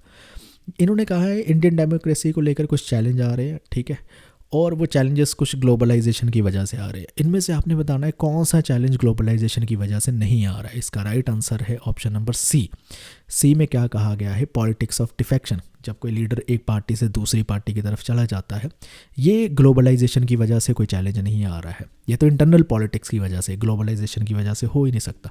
लेकिन बाकी सब ग्लोबलाइजेशन की वजह से आते हैं। जैसे डीपोलिटिसाइजेशन हो रही है कि पॉलिटिकल एंगेजमेंट और इंटरेस्ट कम हो रहा है, इकोनॉमिक और सोशल कंसर्न इंटरनेशनल फॉर्म में ज़्यादा बढ़ते जा रहे हैं, तो ये डीपोलिटिसाइजेशन हो रही है। Roll back of welfare state की डिमांड की जा रही है कि ग्लोबलाइजेशन के चलते हुए वेलफेयर एक्टिविटीज़ को रिड्यूस करने की बात की जा रही है। मार्केट ड्रिवन पॉलिसीज़ होनी चाहिए, प्राइवेटाइजेशन होनी चाहिए, इस सब चीज़ों की बात की जा रही है। पॉलिटिक्स ऑफ डिफेक्शन जो हो रही है वो ग्लोबलाइजेशन से डायरेक्टली रिलेटेड नहीं है। अगर कोई लीडर पार्टी अपनी चेंज कर रहा है, वो इंटरनल पॉलिटिक्स की वजह से चेंजेस आ रहे हैं, ना कि ग्लोबलाइजेशन की वजह से आ रहे हैं। नेशन स्टेट डिके हो रहे हैं। इसका मतलब ये है कि नेशनल बाउंड्रीज का कंसेप्ट पहले जैसे स्ट्रिक्टली फॉलो किया जाता तो वैसे नहीं हो रहा है। सॉवरेनिटी रिड्यूस हो रही है, ऑटोनॉमी स्टेट की कम हो रही है, ट्रांस नेशनल फोर्सेस काम कर रही है, जैसे इकोनॉमिक, कल्चरल और पॉलिटिकल लेवल पर, जो नेशनल बाउंड्रीज से ट्रांसेंड होकर जा रही है। जैसे कोई बड़ी बड़ी कंपनी होगी, गूगल, फेसबुक जैसी, तो इसमें आप इसको इंक्लूड कर सकते हैं। क्रॉनी कैपिटलिज्म आ रहा है ग्लोबलाइजेशन के चलते हुए, क्योंकि बिजनेस एलीट जो है वो पॉलिटिकल लीडर्स के साथ क्लोज टाइज बना रहे हैं, अनफेयर एडवांटेज यूज़ कर रहे हैं, मोनोपोलिस्टिक प्रैक्टिसेस को लेकर आ रहे हैं जिनसे उनकी ही कंपनी का मुनाफा हो। अभी अडानी ग्रुप इसी चीज़ का चर्चा में बन रखा है, न्यूज़ पे चल रहा है, तो क्रॉनिक कैपिटलिज्म की ही वो एक एग्जाम्पल में आता है। इसलिए C only is the right answer. क्योंकि पॉलिटिक्स ऑफ डिफेक्शन ग्लोबलाइजेशन की वजह से नहीं होती। अब आरपीएससी का सेकंड ग्रेड का सोशल साइंस का 2015 का पेपर है, उसमें सेम क्वेश्चन आपसे देखो ये पूछ रखा है। और इस तरह से आप देख सकते हैं कि दूसरे एग्जाम के क्वेश्चन भी हमारे नेट में आते हैं कभी कभार। Basic structure is outcome of what, option दी गई है और आपने बताना है कि बेसिक स्ट्रक्चर कहाँ से निकली थी। जुडिशियल इंटरप्रिटेशन से निकली थी। ये तो आपको पता होगा, फेमस केस था केशवानंदा भारती की 1973 में, उसमें बेसिक स्ट्रक्चर डॉक्ट्रिन की बात की गई थी कि पार्लियामेंट कॉन्स्टिट्यूशन को अमेंड कर सकता है, जितना चाहे कर ले, लेकिन उसकी बेसिक स्ट्रक्चर को वायलेट नहीं कर सकता। सोर्स की बात करें लक्ष्मीकांत इंडियन पॉलिटी में, ये भी सोर्स मिल जाता। अगले स्टेटमेंट में आपसे ये पूछ रखा है कि इंडियन पॉलिटिकल सिस्टम को लेकर कुछ स्टेटमेंट दी गई है, उसके फीचर ही एक तरह से, तो आपने बताना है कौन कौन सी सही है। इसका राइट आंसर है ए, बी, डी सही है, लेकिन सी और ई सही नहीं है। एक करके इन सभी स्टेटमेंट को हम देख लेते हैं। सबसे पहले इंडियन पॉलिटिकल सिस्टम जो है सेंट्रलाइजेशन और डिसेंट्रलाइजेशन का कॉम्बिनेशन है, यस है, उसमें बैलेंस पाया जाता है, यूनिटरी और फेडरल फीचर दोनों पाए जाते हैं, हम लक्ष्मीकांत की बुक में पढ़ते भी हैं। Indian political system through out the British period was very much dominated by religion, yes religion का बहुत ही रोल इसमें रहा है, अभी भी चल रहा है, तो पॉलिटिक्स में रिलीजन का रोल रहा है, ट्रू है। अगली स्टेटमेंट में ये कहा गया है कि इंडियन पॉलिटिकल सिस्टम में जो रियल एग्जेक्टिव पावर होती है सरकार चलाने की, जिसे कहते हैं, वो प्रेसिडेंट के पास है, फॉल्स है, प्रेसिडेंट के पास नहीं होती, वो prime minister and council of minister के पास होती है, कैबिनेट के पास होती है। Government system is based on 3 organs, legislative, executive and judiciary, true, ये तीनों ही ऑर्गन एग्जिस्ट करते हैं हमारे में। नेक्स्ट पूछा गया है कि ब्यूरोक्रेसी जो रोल प्ले करती है गवर्नमेंट में वो बहुत ही मिनिमल होता है, ये गलत है, मिनिमल नहीं होता है। ब्यूरोक्रेसी का रोल पॉलिसी इम्प्लीमेंट करने से, गवर्नमेंट के फंक्शन मैनेज करने से, डे टू डे एक्टिविटीज़ में बहुत ज़्यादा एसेंशियल रोल प्ले करता है, तो मिनिमल नहीं कह सकते हैं। इसके सोर्स की बात करें तो लक्ष्मीकांत में इसकी बात भी आपको मिल जाती। अगले क्वेश्चन में आपसे ये कहा गया है, कुछ स्टेटमेंट दी गई है और आपने बताना है इनमें से कौन कौन सी स्टेटमेंट ट्रू है। ऑप्शन में यहाँ पर नहीं दिखा सकता हूँ क्योंकि अगली स्लाइड में दिखाऊंगा, यहाँ पर स्पेस ही नहीं बची थी ऑप्शन यहाँ डालने के लिए। आप अच्छी तरह से पॉज करके स्टेटमेंट पढ़ ले, फिर हम ऑप्शन की तरफ चलते हैं। इसके जो ऑप्शन है वो कुछ इस तरह से है और इनमें से जो आंसर राइट होगा वो ये है option number 4, A B C D statement, ठीक है। एक एक करके सभी स्टेटमेंट को हम देख भी लेते हैं। कॉन्स्टिट्यूशन ऑफ इंडिया स्टेट को अलाउ करता है कि वो धर्म के मामले में इंटरवीन कर सकता है ताकि वो इक्वालिटी लेकर आए अमंग रिलीजियस कम्युनिटीज़। क्या ये सही है? यस, ये सही है। चाहे फ्रीडम ऑफ रिलीजन कॉन्स्टिट्यूशन में लिखा हुआ है कि सिटीज़न को मिलेगा, बट स्टेट रिलीजन को रेगुलेट कर सकती है, कुछ रिलीजियन प्रैक्टिसेस को रिस्ट्रिक्ट भी कर सकती है। किस बेसिस पे? पब्लिक ऑर्डर, मोरालिटी, हेल्थ को लेकर, इक्वालिटी को प्रमोट करने के लिए वो रिलीजन में इंटरफेयर कर सकती है। ये कॉन्स्टिट्यूशन अलाउ करता है, तो इसलिए ये ट्रू होगी। कॉन्स्टिट्यूशन प्रोहिबिट करता है discrimination on the ground of religion. Yes, article 15 में रिलीजन के ग्राउंड पे प्रोहिबिशन कर रखी है कि डिस्क्रिमिनेशन नहीं होगी। कॉन्स्टिट्यूशन प्रोवाइड करता है इंडिविजुअल और कम्युनिटी जो है वो उनको फ्रीडम है रिलीजन की, प्रोफेस करने की, प्रैक्टिस करने की एंड प्रोपोगेट करने की। यस, आर्टिकल 25 में ये भी कह रखा है, इसलिए ये भी स्टेटमेंट ट्रू हो जाती है। कॉन्स्टिट्यूशन ऑफ इंडिया मिलिट्री और एकेडमिक डिस्टिंक्शन जैसी चीज़ों को एडवोकेट करता है। कॉन्स्टिट्यूशन प्रोहिबिट करता है स्टेट को कि किसी तरह के टाइटल नहीं देने, हालांकि मिलिट्री और एकेडमिक डिस्टिंक्शन दी जा सकते हैं। आर्टिकल 18 में ये चीज़ लिखी हुई है। Fundamental rights non justiciable rights है, यानी कोर्ट में इन्फोर्स नहीं किए जा सकते। पिछले ही क्वेश्चन में अभी हम पढ़ के आए, नहीं, फंडामेंटल राइट तो जस्टिशेबल होते हैं, कोर्ट में आप इन्फोर्स इनको करा सकते हैं। आर्टिकल 32, आर्टिकल 226 में इन सब की बात कह रखी। आर्टिकल 32 सुप्रीम कोर्ट की बात करता है, जाकर कर सकते हो, और आर्टिकल 226 हाई कोर्ट की बात करता है। इंडियन पॉलिटी के लक्ष्मीकांत में आपको मिल जाते ये भी सारी चीज़ें। कुछ कमीशंस और कमेटीज़ दे रखी है, इनको आपने लगाना है असेंडिंग ऑर्डर। असेंडिंग ऑर्डर होता है बेसिकली क्रोनोलॉजिकल ऑर्डर, जो पहले आई उसको पहले, जो बाद में उसको बाद में। इसका राइट ऑर्डर ये है। एक एक करके इसको देख लेते हैं। बोर कमेटी कब आती है? बोर कमेटी आती है 1946 में। ये याद रखना, ये कमेटी ब्रिटिश के टाइम पर बनी थी जब ब्रिटिश गवर्नमेंट थी, ठीक है, इंडिपेंडेंस से भी पहले की। और ये हेल्थ केयर को इम्प्रूवमेंट करने की बात करती है। ये जरूरी नहीं सेंटर स्टेट रिलेशन के साथ रिलेटेड है, जैसे बाकी जो हम कमेटी देखेंगे वो सेंटर स्टेट रिलेशन के साथ किसी न किसी तरह से कनेक्ट करती है। बलवंत राय मेहता कमेटी आती है 1957 में आती है, पंचायती राज इंस्टीट्यूशन की बात करती है। राजमनार कमेटी आती है 1969 से आती है, सेंटर स्टेट रिलेशन की बात करती है। सरकारिया कमीशन आता है 1983 में आता है, सेंटर स्टेट रिलेशन को फोकस करता है। पुंछी कमीशन आता है 2007 में आता है, सेंटर स्टेट रिलेशन को फोकस करता है। इसके सोर्सेज की बात करें सब लक्ष्मीकांत में मिल जाते हैं, बट वो बोरे कमेटी जो मैंने कहा इंडिपेंडेंस से पहले वाली, उसका रेफरेंस आपको नहीं मिलता, वो एक नई कमेटी इन्होंने डाल दी है। Corner stone of the ECI यानी election commission of India mandates drives from article 324 of the constitution, ठीक है। 326 आर्टिकल में कॉन्स्टिट्यूशन के कुछ ये स्टेटमेंट आपने बतानी है, इनमें से कौन कौन सी सही दे रखी है। एक बार इनको भी रीड कर लो क्योंकि ये भी क्वेश्चन लेंथी था, एक ही स्लाइड में इसकी ऑप्शन नहीं आई है। आगे चल के हम अब ऑप्शंस को भी देखते हैं और देखते हैं कौन कौन से सही है, फिर उसी हिसाब से हम एक्सप्लेनेशन भी समझ लेंगे। इसका राइट आंसर है ऑप्शन नंबर 2 ABC, ठीक है। एक एक करके एक एक स्टेटमेंट को हम देखते हैं। सबसे पहले कहा गया है आर्टिकल 324 में लिखा गया है सिंगल चीफ इलेक्शन कमिश्नर होगा, सही लिखा है, आर्टिकल 324 में ये कहा गया है। फिर बी कहा गया है प्रेसिडेंट एडिशनल कमिश्नर भी जो है अपॉइंट कर सकता है, यस 324 में क्लॉज 2 है उसमें कहा गया है। फिर कहा गया है जुडिशरी इलेक्शन प्रोसेस में इंटरफेयर नहीं करेगी, ये भी करेक्ट है। जब तक इलेक्शन चल रहे जुडिशरी इंटरफेयर नहीं करेगी, इलेक्शन होने के बाद यानी पोस्ट इलेक्शन जुडिशरी अपनी बात कर सकती है अगर कोई डिस्प्यूट अराइज होती है। डी में कहा गया है इलेक्शन कमीशन जो है पंचायत के इलेक्शन भी कंडक्ट कराता है, ये गलत है। Election commission of India parliament के, स्टेट लेजिस्लेचर के, प्रेसिडेंट के, वाइस प्रेसिडेंट के इलेक्शन कराता है, लेकिन panchayat election state election commission कराता है, ना कि इलेक्शन कमीशन ऑफ इंडिया कराता है। फिर ई में इन्होंने कहा गया था ड्यूरिंग द इलेक्शन पीरियड, जब तक इलेक्शन चल रहे हैं, चीफ इलेक्शन कमिश्नर जो होगा वो चीफ एग्जीक्यूटिव ऑफिसर बन जाएगा गवर्नमेंट ऑफ इंडिया का, यानी सरकार की पावर लगभग उसके पास आ जाएगी। ऐसा नहीं है, वो चीफ एग्जीक्यूटिव अथॉरिटी नहीं बनता है, उसका सिर्फ रोल यही होता है फ्री एंड फेयर इलेक्शन करवाए और मॉडल कोड ऑफ कंडक्ट जो है वो ठीक तरह से एनफोर्स कराए, लेकिन वो गवर्नमेंट का CEO नहीं बन जाता। ये गलत स्टेटमेंट थी। अगर इसके सोर्स की बात करें लक्ष्मीकांत की इंडियन पॉलिटी में, ये भी आपको मिल जाते। अगला क्वेश्चन जो है वो एक तरह से कॉम्प्रिहेंशन है, रीडिंग पैसेज आपने करना था, उनमें से आपने आंसर देने थे।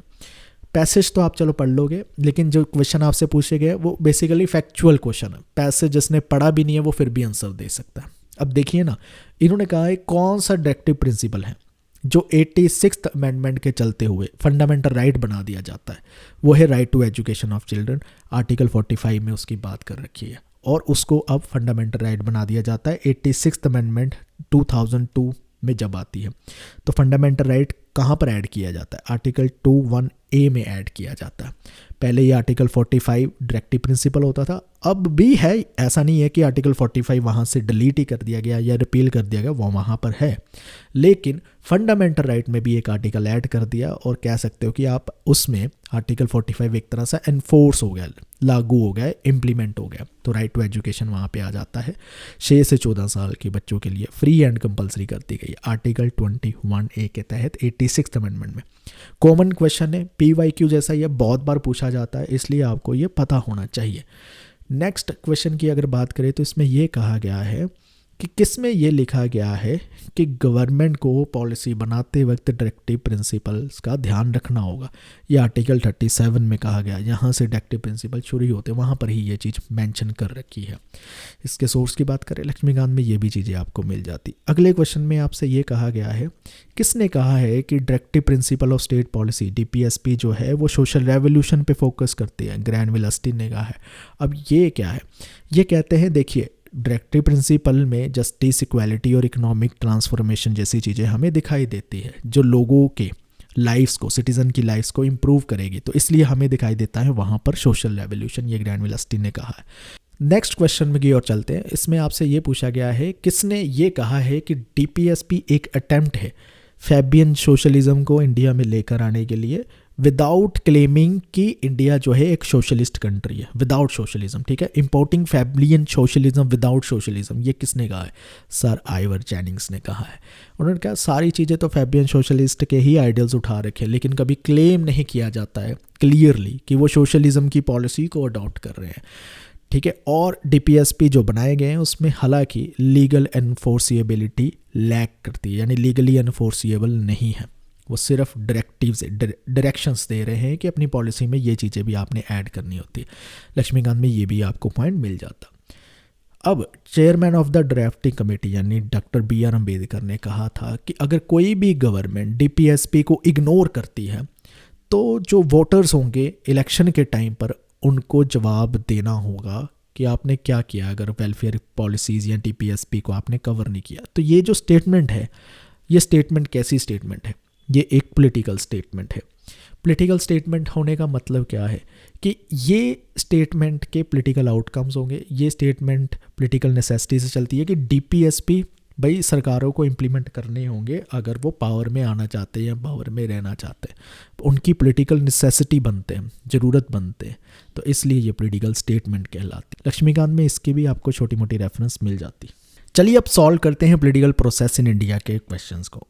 इसमें जो सबसे पहला क्वेश्चन आपसे पूछ रखा है वो ये है कि ये स्टेट कब कब बनी थी, इनको क्रोनोलॉजिकल ऑर्डर में लगाना है और उस हिसाब से आपने आंसर देना था। हालांकि ये जो क्वेश्चन है एनटी ने ड्रॉप कर दिया क्योंकि सही इसकी ऑप्शंस हमें नहीं मिलती है, लेकिन हम समझ लेते हैं बिहार जो फाउंड होता है वो कब होता है? 15 अगस्त 1947। जैसे ही इंडिया इंडिपेंडेंस होता है बिहार एक स्टेट बन जाती है। राजस्थान कब होता है? 1949 में। और देखते हैं बाकी स्टेट के बारे में। नागालैंड होता है 1963 में। गुजरात कब बनता है? 1960 में। हिमाचल प्रदेश कब बनती है? 1971 में बनती है। ये कौन सी स्टेट कब कब बनी है ये आपको पता होना चाहिए। इससे बार बार क्वेश्चन बनते हैं, कभी भी इसको आपने अनदेखा नहीं करना है। एच की रैपिड फायर रिवीजन की ई बुक में भी आपको मिल जाता। लक्ष्मीकांत में भी ये सारी स्टेट जो है मिल जाती। 2 लिस्ट दे रखी है, मैच करना है कि कौन सी चीज़ कब कब हुई, ये इवेंट दे रखे। इसका राइट आंसर ऑप्शन नंबर 1 बनता है। एक एक करके हम सभी देख लेते हैं। फर्स्ट लोकसभा इलेक्शन कब होते हैं? 1952 में होते हैं। कॉन्स्टिट्यूशन कब अडॉप्ट होता है? 1949 में होता है। फर्स्ट रिपब्लिक डे कब सेलिब्रेट होता है? 1950 में होता है। एमरजेंसी सबसे पहले इंडिया में कब लगाई जाती है? 1975 में लगाई जाती है। इसके सोर्सेज की बात करें लक्ष्मीकांत में आपको ये चीज़ें मिल जाती। लो लिस्ट दी गई है, इनको भी मैच करना है। फेडरलिज्म को है, कमेंट्री है, किसने क्या क्या कहा है वो बताना है। इसका राइट आंसर ऑप्शन नंबर 2 बनता है। एक एक करके इसको भी देख लेते हैं, बहुत ही ईजी है, बार बार पूछा जाता है। PYQ है। कोऑपरेटिव फेडरलिज्म ग्रैनवेल एसटी ने दे रखा है। बार्गेनिंग फेडरलिज्म मॉरिस जॉन्स ने कह रखा है। और कॉम्पिटिटिव फेडरलिज्म नीति आयोग ने कह रखा है। और क्वाजी फेडरल जो है केसी वेयर ने कह रखा है। ये पता होने चाहिए आपको, और ये आपको लक्ष्मीकांत में सभी मिल भी जाएंगे। इसमें ये पूछा गया है कि नेशनल पार्टी बनने के लिए कौन कौन सी कंडीशन फॉलो करनी होगी। इलेक्शन कमीशन ने कौन कौन सी वो कंडीशन बता रखी है। काफ़ी लंबा क्वेश्चन था, लेंथी था, इसलिए ऑप्शन अगली स्लाइड में मैंने बना रखी है, लेकिन ये आप एक बार अच्छे से रीड कर लेना और फिर आंसर हम देखते हैं कि इसका क्या हो सकता है उस ऑप्शंस के अकॉर्डिंगली। इन ऑप्शन के अकॉर्डिंगली जो राइट आंसर है वो है ऑप्शन नंबर 2 ABC। ठीक है, एक एक करके स्टेटमेंट सभी कवर कर ही लेते हैं ताकि आपको समझ आ जाए। नेशनल पार्टी का स्टेटस हासिल करने के लिए इलेक्शन कमीशन ऑफ इंडिया ने कुछ क्राइटेरिया बता रखे हैं। पहला कि वो स्टेट लेवल पार्टी होनी चाहिए 4 या 4 से ज़्यादा स्टेट में, ये सही है, ये क्राइटेरिया बता रखा।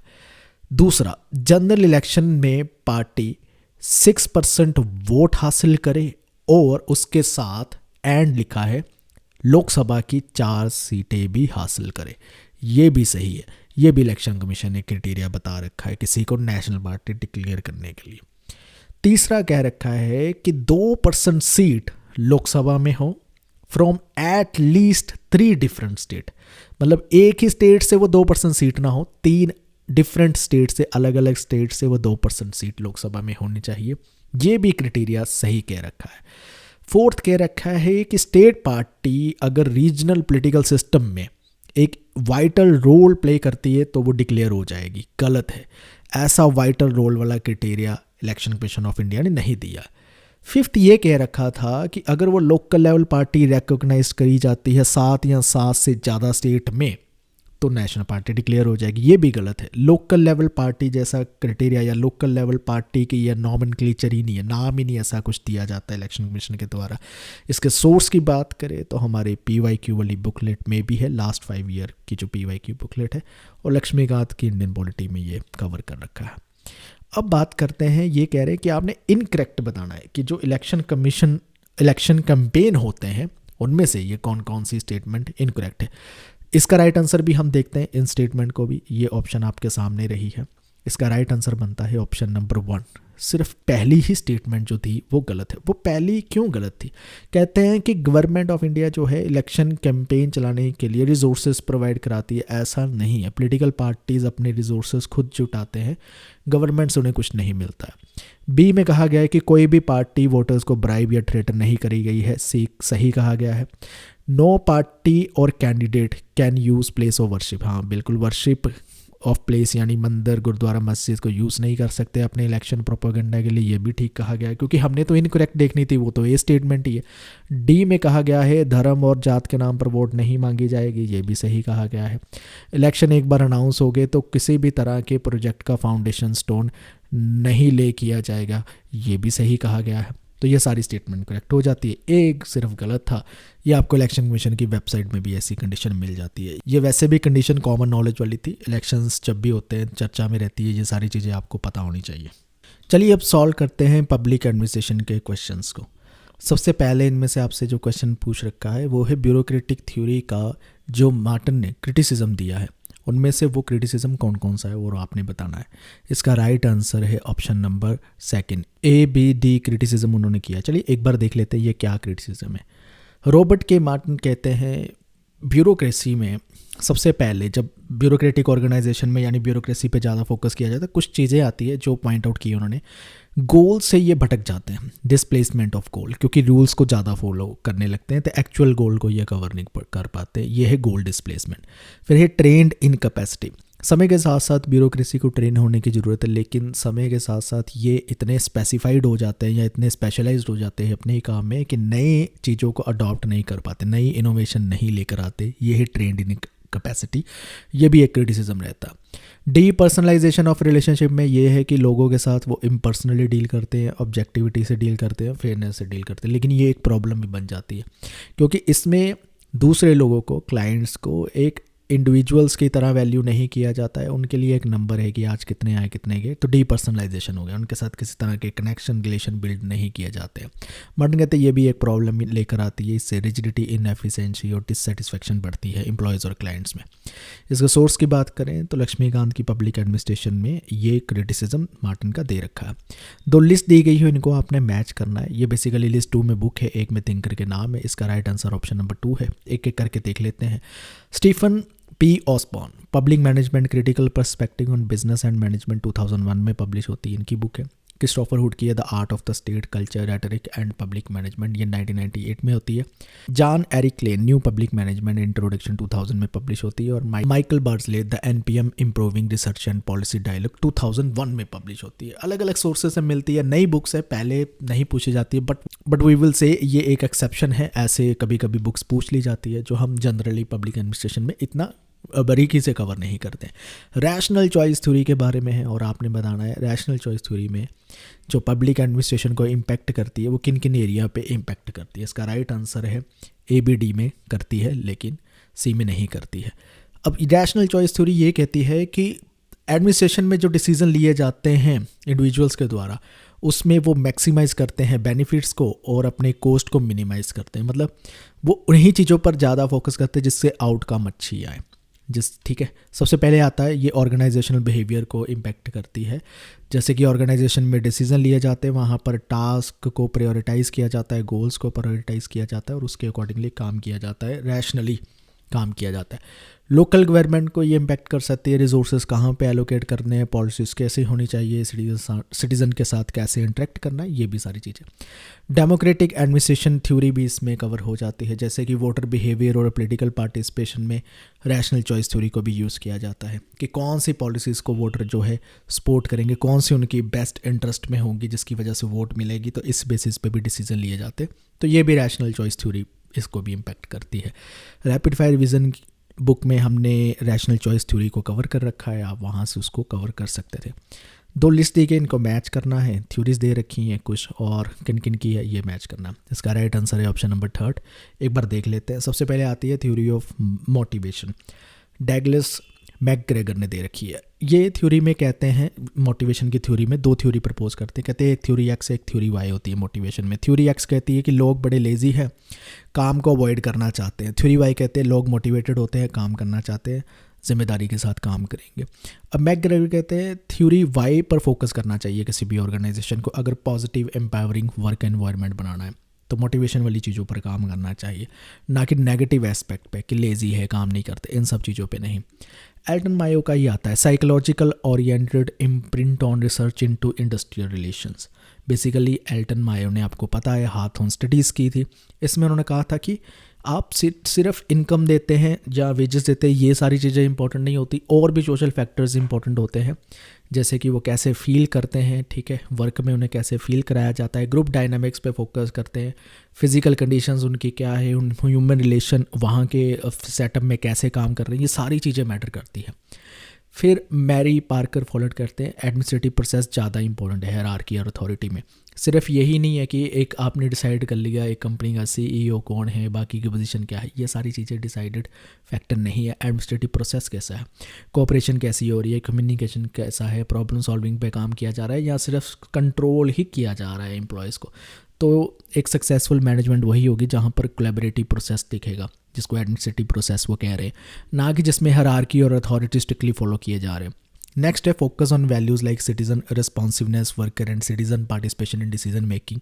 ये H.G. फ्रेडरिक्सन की दी हुई एक थ्योरी है। बेसिकली वो कहते हैं कि पब्लिक एडमिनिस्ट्रेशन में सबसे ज़रूरी चीज़ है कि सिटीज़न की ज़रूरतों का ध्यान रखना, सिटीज़न भी डिसीजन मेकिंग चीज़ों में पार्टिसिपेट करे, इस तरह का एक कल्चर क्रिएट करना चाहिए। इसके सोर्स की अगर बात करें, रैपिड फायर रिवीजन की बुक में आपको सभी थ्योरी मिल जाती है, लक्ष्मीकांत की पब्लिक एडमिनिस्ट्रेशन में भी मिल जाती है और अदर सोर्सेज में भी कुछ थ्योरी आपको मिल जाती। नेक्स्ट क्वेश्चन आपसे ये पूछा गया है, पीटर ड्रकर ने पॉपुलर मैनेजमेंट बाय ऑब्जेक्टिव जो उनका एक आइडिया है वो कौन से वर्क में उन्होंने दिया है। इसका राइट आंसर है practice of management. Practice of management 1954 में उनकी बुक आती है, जहाँ पर वो अपना ये मैनेजमेंट बाय ऑब्जेक्टिव्स, जैसे MBOB कहते हैं, उसका आइडिया देते हैं। इसके सोर्सेज की बात करें तो ई ज्ञान के यानी इग्नो के नोट से भी ये चीज़ें मिल जाती है। डेवलपमेंट एडमिनिस्ट्रेशन के ये कुछ आपको दे रखे हैं स्टेटमेंट और आपने बताना है इनमें से कौन कौन सी स्टेटमेंट ठीक है। तो ऑप्शन जो है अगली स्लाइड पे है, आप वहाँ से जाकर हम देख लेते हैं एक बार। तो ये रहे ऑप्शन और इसके अकॉर्डिंगली जो राइट आंसर बनता है वो बनता है BCD। तो चलिए एक बार इसको देख लेते हैं। BCD जो है वो राइट आंसर बनता है, यानी A और E जो है ठीक नहीं बनते। डेवलपमेंट एडमिनिस्ट्रेशन A के साथ क्यों नहीं जुड़ता, क्योंकि ये किसी भी तरह की सेंट्रलाइजेशन एक्टिविटी की बातें नहीं करता। A में सेंट्रलाइजेशन की बात कर रखी है, इसलिए ये गलत हो जाता है। E में कह रखा है कि एजेंसीज को रेगुलेट करता है जो कमर्शियल एक्टिविटीज़ के जैसे जुड़ी हुई है। डेवलपमेंट एडमिनिस्ट्रेशन इसकी भी बात नहीं करता। यस वो बात करता है नई मैनेजमेंट की, B में जो दे रखा है यस, C में जो दे रखा है कि प्लानिंग की बात करता है, डिलीवरी कैसे हो रही है उसको मॉनिटर करना, ये सारी बातें करता है। ट्रेन पर्सोनल को अपॉइंट करना, स्पेशलाइज सपोर्ट देना, यस D की बात करता है। BCD की बात करता है, लेकिन A और E की बात इस तरह से नहीं करता है, ठीक है। और इसकी एक्सप्लेनेशन भी आप दोबारा पढ़ना चाहें तो देख सकते हैं। इसकी सोर्सेज की बात करें तो ये भी आपको इग्नो के नोट्स में भी मिल जाएगा। कुछ चीज़ें आपको लक्ष्मीकांत की जो पब्लिक एडमिनिस्ट्रेशन है उसमें भी मिल जाएगा। ये कोड दे रखा है, कोड में बेसिकली एक कंसेप्ट की बात की है, सेटिस्फाइजिंग। ये किसका कंसेप्ट है, ये हर्बर्ट साइमन का कंसेप्ट है। अब ये कंसेप्ट एक तरह से PYQ पहले भी आपसे पूछा जाता है। तो सेटिस्फाइजिंग क्या होता है, सफाइस और सेटिस्फाइज 2 वर्ड से मिलकर बना हुआ। तो हर्बर्ट साइमन बेसिकली यही कहते हैं कि किसी भी प्रॉब्लम का सल्यूशन देखने के लिए बाउंडेड रैशनैलिटी में काम करते हैं, यानी उनके पास जो ऑप्शंस अवेलेबल होती है उसी के बेसिस पे डिसीजन लेते हैं। तो वो डिसीजन उस चीज़ पे लेते हैं जो सफाइस होता है और जो डिसीजन उन्हें सेटिस्फाइज लगे, इन दोनों चीज़ों के मिलाकर बनता है सेटिस्फाइजिंग। अब हम सॉल्व करते हैं governance and public policy in India के क्वेश्चंस को, और हमारा लास्ट यूनिट है आज का। पहला क्वेश्चन इनमें से पूछ रखा है कि वो इंसान जिसको गवर्नमेंट या किसी ऑर्गेनाइजेशन के अंदर की करप्ट प्रैक्टिसेस के बारे में पता है और वो क्या कहलाता है? उसका राइट आंसर है वो विसल ब्लोअर कहलाता है, जो किसी भी ऑर्गेनाइजेशन की करप्ट प्रैक्टिसेस के बारे में जानता है और उनको पब्लिकली अवेलेबल कराता है वो इन्फॉर्मेशन को। मिनिस्ट्री ऑफ पंचायती राज ने पंचायत को लेकर कुछ ये चीज़ें की हैं और आपने बताना है इनको सिक्वेंशियल ऑर्डर में लगाकर। हालांकि इसका कोई राइट आंसर नहीं बनता है, ऑप्शन ठीक नहीं थी, आंसर ड्रॉप कर दिया एनटीए के द्वारा। अगले क्वेश्चन की ओर बढ़ते हैं। सस्टेनेबल डेवलपमेंट गोल अचीव करने के लिए इंडिया में नोडल एजेंसी कौन है? वो है नीति आयोग। तो सस्टेनेबल डेवलपमेंट गोल्स जो भी फॉलो किए जाएंगे, नीति आयोग इसकी नोडल एजेंसी है, यानी उसको कोऑर्डिनेट करेगी, उन सारी चीज़ों को वो देखेगी। इसके सोर्स की बात करें तो ये नीति आयोग की ऑफिशियल वेबसाइट से हमें मिलती है इन्फॉर्मेशन। सोशल ऑडिट को करने के क्या फ़ायदे हैं? इसका राइट आंसर है ऑप्शन नंबर 2। ये कलेक्टिव डिसीजन मेकिंग को इंश्योर करता है, शेयरिंग रिस्पॉन्सिबिलिटी को इंश्योर करता है। सोशल ऑडिट बेसिकली एक एक्टिविटी है जिसमें लोगों को फ्यूचर में गवर्नमेंट की कौन सी एक्टिविटीज़ रहने वाली है, क्या करने वाले हैं, उन सब चीज़ों के बारे में इंफॉर्मेशन उनके पास होती है। इससे ट्रांसपेरेंसी आती है, अकाउंटेबिलिटी इंश्योर होती है जो डिसीजन मेकिंग में है या सरकार चला रहे हैं, और इसके द्वारा लोगों की भी पार्टिसिपेशन बढ़ जाती है। इसलिए सोशल ऑडिट ज़रूरी माना जाता है या सही माना जाता है। रैपिड फायर विजन की ई बुक में भी हमने सोशल ऑडिट का concept governance and public policy in India के यूनिट में कवर कर रखा है।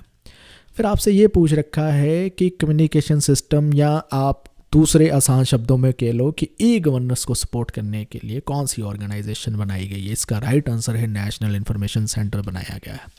ये बेसिकली ई गवर्नेंस को सपोर्ट करता है। ये देखता है कि डिजिटल लेवल पर जो डिजिटल सर्विसेज या कुछ इंफ्रास्ट्रक्चर या कम्युनिकेशन और इंफॉर्मेशन सिस्टम प्रोवाइड करना है गवर्नमेंट के ऑपरेशन और इनिशिएटिव को सपोर्ट करने के लिए, तो ये एक इंस्टीट्यूशन इस्टेब्लिश किया गया है। इनकी ऑफिशियल वेबसाइट से भी आपको मिल जाता है। रैपिड फायर विजन में भी हमने बता रखा है कि ई गवर्नेंस का लिंक नेशनल इन्फॉर्मेटिक्स सेंटर के साथ था, और अगर आपने यहाँ से पढ़ा होता तो ये भी आंसर आप ठीक करके आते। अगला क्वेश्चन और आखिरी क्वेश्चन आज का, रिजर्व बैंक ऑफ इंडिया कब इस्टेब्लिश किया जाता है? इसका राइट आंसर है 1935 में किया जाता है, यानी इंडिपेंडेंस से भी पहले ब्रिटिश के टाइम पे किया जाता है। कहाँ किया जाता है? मतलब reserve bank of India act एक आता है 1934 और अप्रैल 1 1935 में reserve bank of India establish कर दिया जाता है। काम क्या है? करेंसी को मैनेज करना, ठीक है, फॉरेन एक्सचेंज को मैनेज करना, और जो बैंक्स होते हैं उनको मैनेज करना, उनको मॉनिटर करना, उनकी एक्टिविटी को। आरबीआई आता है। इंपॉर्टेंट इन्फॉर्मेशन ये है, पहले आरबीआई एक प्राइवेट इंस्टीट्यूशन की तरह काम करता है, लेकिन 1947 के बाद, इंडिया की इंडिपेंडेंस के बाद, इसको भी नेशनलाइज किया गया था और ये अब गवर्नमेंट का पार्ट बन चुका है। इसके सोर्स की बात करें तो आरबीआई की ऑफिशियल वेबसाइट पे हमें ये जानकारी मिल जाती है। उम्मीद करता हूँ आपको ये एनालिसिस कंप्लीट हमारा पसंद आया होगा। बहुत कुछ आज आपने सीखा होगा। इस वीडियो को देखने के लिए आपका बहुत बहुत धन्यवाद। Thank you.